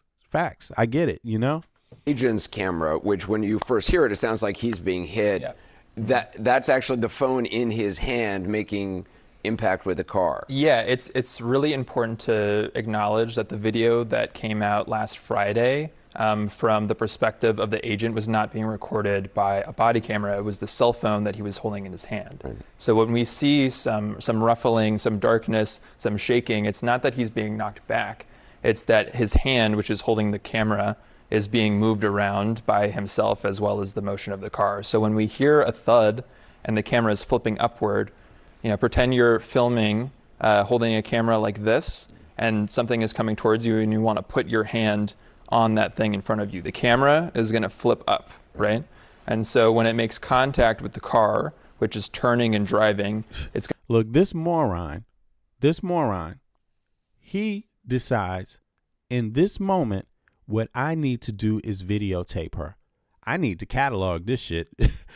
I need to videotape. Here we have another person. Let me turn on my camera. Let me videotape it here. Like, dude, what kind of police work is that? What is that all about? Where's your uniform camera? Where's the camera that goes right here on your, so you don't have to hold with your phone? What is that about? How do you put your life in danger when you're holding a cell phone in one hand, videotaping people? What is this all about? And these people are still out here trying to pretend that he's a professional, that a professional stopped her and she should have just listened. And no, an unprofessional stopped her. Okay, an unprofessional tried to get at her. An unprofessional tried to get in her car. An unprofessional tried to violate her civil rights. That's what happened. Because it is not professionals who hold up a cell phone, record when you're trying to interact with these people. What the fuck is wrong with you? Like, and then you can't go from 1 second to, you know what? I didn't see them as a threat, so I just pulled out my phone and started recording them to lethal threat, pow, pow, pow, 3 times. Like, what the fuck? Make up your mind, you know? And you do have a civil right to flee. You have the civil right to flee anybody if you're in danger for your life. Even the police. You didn't know that? And the police do not have the right to shoot you because you flee. You better get that straight, Mr. Wizard. Nobody can see his comment, but you better get that straight. Like, what are you talking about? You don't know that you have the right to flee a police officer if they're not following the rules? You don't know that you don't have the right to flee law enforcement if they're not following the rules? If they're committing a crime, you can flee all you want. What are you talking about? And the answer is not shoot you. I mean, come on. What you talking about, yo? You out your damn mind. You better go review that shit. Secondly, they're not even supposed to be interacting with civilians. They're not there to do police work. Did you not know that? See, they should have called a police officer. Straight up. I mean, how many times do you see these people being released right back on the street with no charges? You don't get that? You don't get that? If she's blocking the road, call the police. Call the police. That's what you can do. You can call the fucking police. Okay? What do you think the police are there for? You're in a state. Okay? So, I mean, I don't understand what this is all about. You know, people don't know their civil rights. I mean, I don't know what the hell you think this is, man. But at some point, you're going to run out of people that don't know their civil rights, and they're going to start arresting your motherfucking ass and shooting you if you don't know them. Do you know how many of these people may not even know the First Amendment or Fourth Amendment? These people, if they knew the First and Fourth Amendment, they wouldn't have even interacted with her. You're not even in the town to interact with citizens. You're not. You're not. You're supposed to come there in an organized fashion, know who you're looking for, and avoid interaction with anyone else. Just very simple. Very simple. You know, yeah. Going to push back in this direction. So that's what we see when we see, you know, his face and the, you know, the shift from facing the car to upward. It's not him being knocked over. It's his the motion hand is of on the his vehicle camera. and it moves toward his chest as Yes. the car is moving, and his legs are yes. And, So and here's the thing. Here's the thing, y'all. There's this thing, somebody, you see somebody in the chat, they think I'm delusional, right? Well, guess what? You should, just for, you know, to review the facts of this case that you're commenting on, they're not even claiming they have the right to shoot her if she's fleeing. Did you realize that? They're claiming that she was using her car with lethal force and therefore he had to shoot her. Don't you fucking understand that? Don't you understand it? Because, see, this is on video. So if they could claim that I had the right to shoot her because she fled, why don't you think they would do it? He still got to explain 2 other bullets. Do you realize that? You know, the first bullet is the one that only works with there was a lethal threat and so I had to shoot her. That's the only one he might be able to use as an argument. The other 2, how's he going to explain the other 2? How come they haven't come out and said, oh, yeah, and by the way, the other 2, she was fleeing. And, of course, law enforcement have the right to shoot people when they're fleeing. Why don't you think they've even said that? So you're such a genius. You're such a genius, Mr. 7. You're such a genius. You figured shit out law enforcement ain't even figured out. Wow. Congratulations for you, man. He's positioned back, kind of leaning forward like this, but his legs are out of the path of the vehicle. And he's trained on Renee Good that entire time. If you watch the video, his his shooting hand is remarkably stable throughout that entire portion. And, even after this contact with his hand, despite being on a slippery road and making contact with the vehicle, he's still on his feet. Right. He's sliding a little bit, but he hasn't been knocked to the ground. He hasn't lost a grip on his camera, and he has not stopped aiming directly at Ms. Good. Devin Lum, appreciate it. Thanks very much. You can find the full video on the New York. It's like every time you prove one of these people says doesn't make any sense, then they go to the next thing. Oh, but then if you do, it's like, which one is it? Make up your mind about what your argument is. Okay, it's like, listen, under federal law and internal agency policy, no shooting to stop escape. I mean, why don't you people just review the law? Why don't you just do that? That's all. U.S. Immigration and Customs Enforcement, ICE, officers are generally prohibited from shooting people solely because they are fleeing. According to official Department of Homeland Security, DHS, and ICE use of force policies, deadly force is a last resort and is governed by specific legal and safety standards. The fleeing suspect policy. Under both federal law and internal agency policy, no shooting to stop escape. Officers may not use deadly force solely to prevent a person from running away or escaping custody. Exactly. So there it is. So where's the excuse for the second 2 bullets? Where's the excuse? Because he wasn't. The video clearly shows he wasn't under lethal threat. There's nothing. There's no threat anymore. So where's the excuse? And why isn't he making that argument? Why is the DOJ not making that argument? Why is it you and not the DOJ? What do you think that is? You know more than the DOJ? Put a 1 in the chat if you know more than the DOJ. I mean, they're not making that argument because the videotape clearly shows why you won't want to make that argument. It's very simple. I mean, these people forget there's video.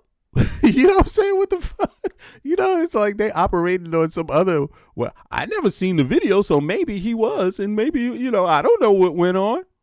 I heard a car hit him. I never seen the video of the car hit him, but I heard, I heard he shot all 3 shots when the car was coming straight for him. I never seen a video that did that, but I heard, it's like, come on, man, when you going to immerse yourself in the actual conversation, and what's actually going on in your own country. You see what I mean? Like, you can't just think that I don't want to agree with a liberal, so therefore, okay, you take that way. But let me ask you something. The people making these arguments here, who the hell is that anyway? Let me see here. What was one of them? Mr. 7 Wizard. What state do you live in, and who is your health care provider? Do you mind telling us so we can all have some qualifying information about who the hell is saying this wacko shit? Who is you, Mr. Wizard. What state do you live in, and who's your health care provider? And we want to see how life is going to work out.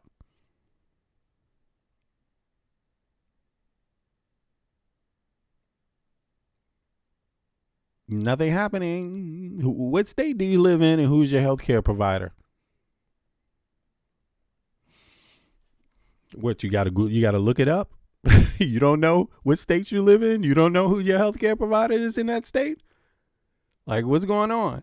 Look, you see that? You see that, y'all? This is not a person. This is just a joke. You see what I mean?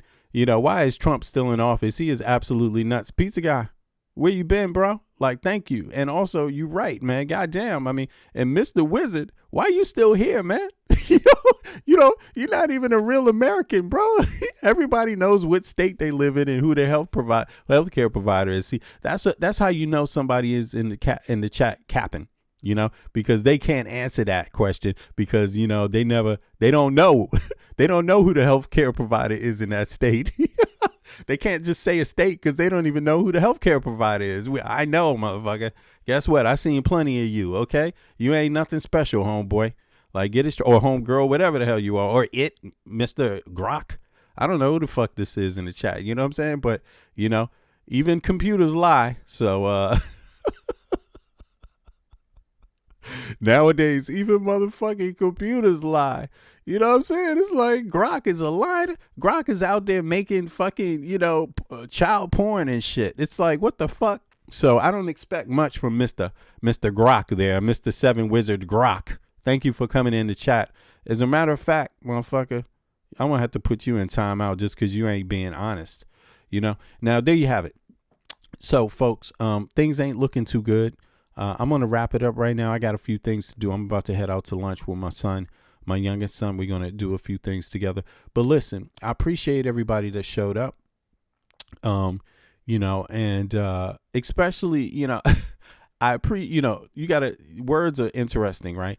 I appreciate everyone that show up, but I really, you know, am thankful for the real folk that show up, the folk that participate, the folk that are providing great information, factual information, and also the people that just are here for good conversation and get the point of why we having these conversations. I really get that, you know, because look, we are under attack, you know, civilization is under attack, like straight up, you know, just to say it, to make it plain so people understand. I hope that I know there's a reason why I'm an American citizen living in the EU, living in Denmark. I know that there's a real reason for that, like a spiritual reason. I know that. You see what I mean?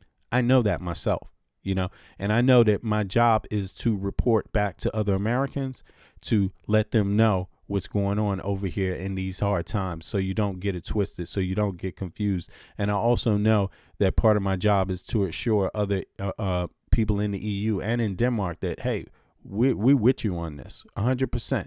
If it comes down to making a choice against tyranny in the United States of America, in the White House, and this society moving forward, I choose this society moving forward.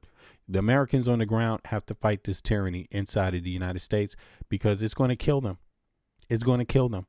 You know, it's not going to kill the EU. The EU is not going to let it. You have to understand, no one else is going to let this motherfucker kill them.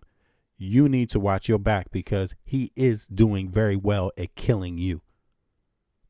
You see, like, so seriously, like, so I'm going to support anybody. I give my praise and thanks for any American in the United States standing up against this punk ass motherfucker and these punk asses that are a part of his administration. Like, you all are the greatest. You're the heroes. Your lives are on the line every day. People in these demonstrations, even the motherfuckers that broke into the FBI building. Hey, I respect that. I mean, to the vehicle. I respect it. I respect it. You could have blown their ass up. I mean, look at what happened in Waco, Texas. Some of these people will fucking blow your ass up, kill you, do everything to you. And all these people did was get inside of your car and steal some of your equipment. I like that. That was better than killing some, you know, it was a lot more restrained in Waco, Texas. It was a lot more restrained than the motherfucking Jan 6 pipe bombers ideas, right? You didn't want to just fucking and kill indiscriminate fucking people with goddamn lead and nails. It was a lot more restrained than Jan 6. It was a lot more tactical. Didn't hurt any innocent fucking people. No police officers got fucking killed. In any case, I'm out. I'm gonna see you guys. I appreciate you. Love. I'll be back in 12 hours from now for the evening joint for the EU. That will be late night for the EU, evening for the US. So I appreciate everybody. And until then, just you know, please, let's take care of each other and try to have a nice day. I appreciate everybody. Be good. Have a wonderful Sunday. Yeah, I wrote this one because I love you. Fuck and Trump. I want you to love me too, girl. I just want to love the way you love the way I love. I love you. Oh, I just want to love the way you love. I love the way I love you. You my TRL, I'm looking at you. The look in my eye, you can tell that I wanna know you, better yet show you that I treat you right, this I owe ya. The feelings I feel are not obscene. It's no secret I'll go in public and scream. I'll LOV you, my baby girl. The feeling's so true, we can make our own world. We were made for each other, I feel like you love. We had a child, we be father and mother. There ain't no other I'd rather spend my time with. This love can endure anything that splits. If it wasn't legit, you wouldn't hear it. I can never be confused by your spirit. We just take it still or roll it, cause we both know what we do. I'm in LOV with you.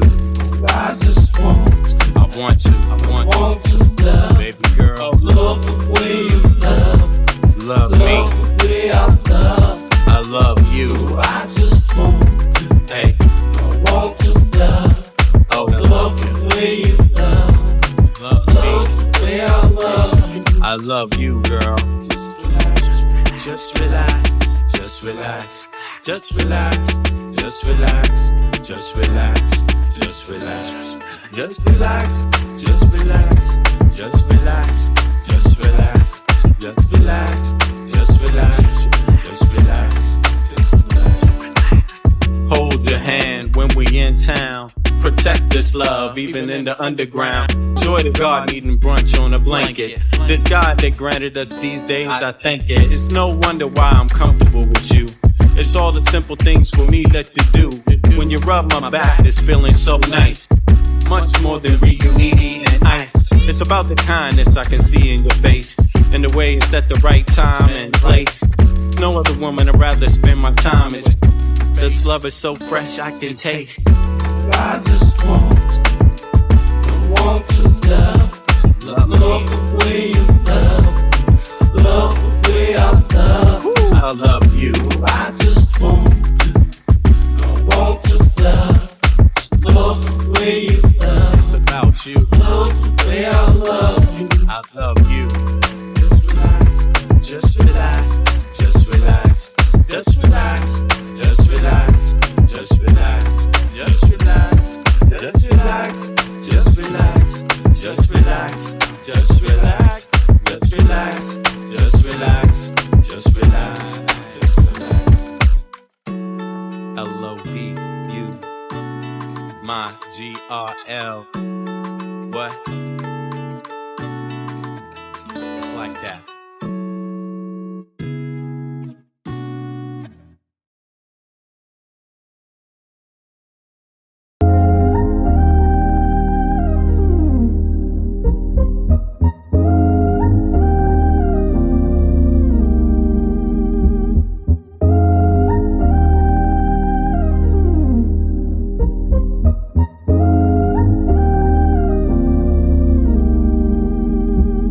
I know how to see a whack MC when he bustin', but I just back away real cool, no fussin'. I'd rather go kicking in the streets with the bums and use the knowledge to collect what? Some funds. Open a non-profit and build a damn school. And this is the story of how a great king rules. There's many that claim to know the local demographic, but don't have the nerve to tell you the truth. It's tragic, but I do, so sit back and let me spit this shit to you. You feel better when I spit this shit to you, despite the system trying to clamp down on the people. People will learn how to stand up to evil. Not evil that's across the globe, that's too far, but evil that lies in their own backyard. And fighting, it's not an option, they can't win. The government, it's not supposed to represent sin, but then again they do, and that's a problem. So let's go down and figure out how to solve them. It's not fun being a rapper that can't speak, but we do, yes, and plus we make fat beats. Yo, we smoke weed, break up trees. Listen, bringing fat beats, that is our mission. You wanted to see us, so boy, shut up and listen. Thelonious and Big Bennett, brother, check the vision. Mentalities of different realities. Enter the Star Trek room when you hear the boom. I be the Walkman.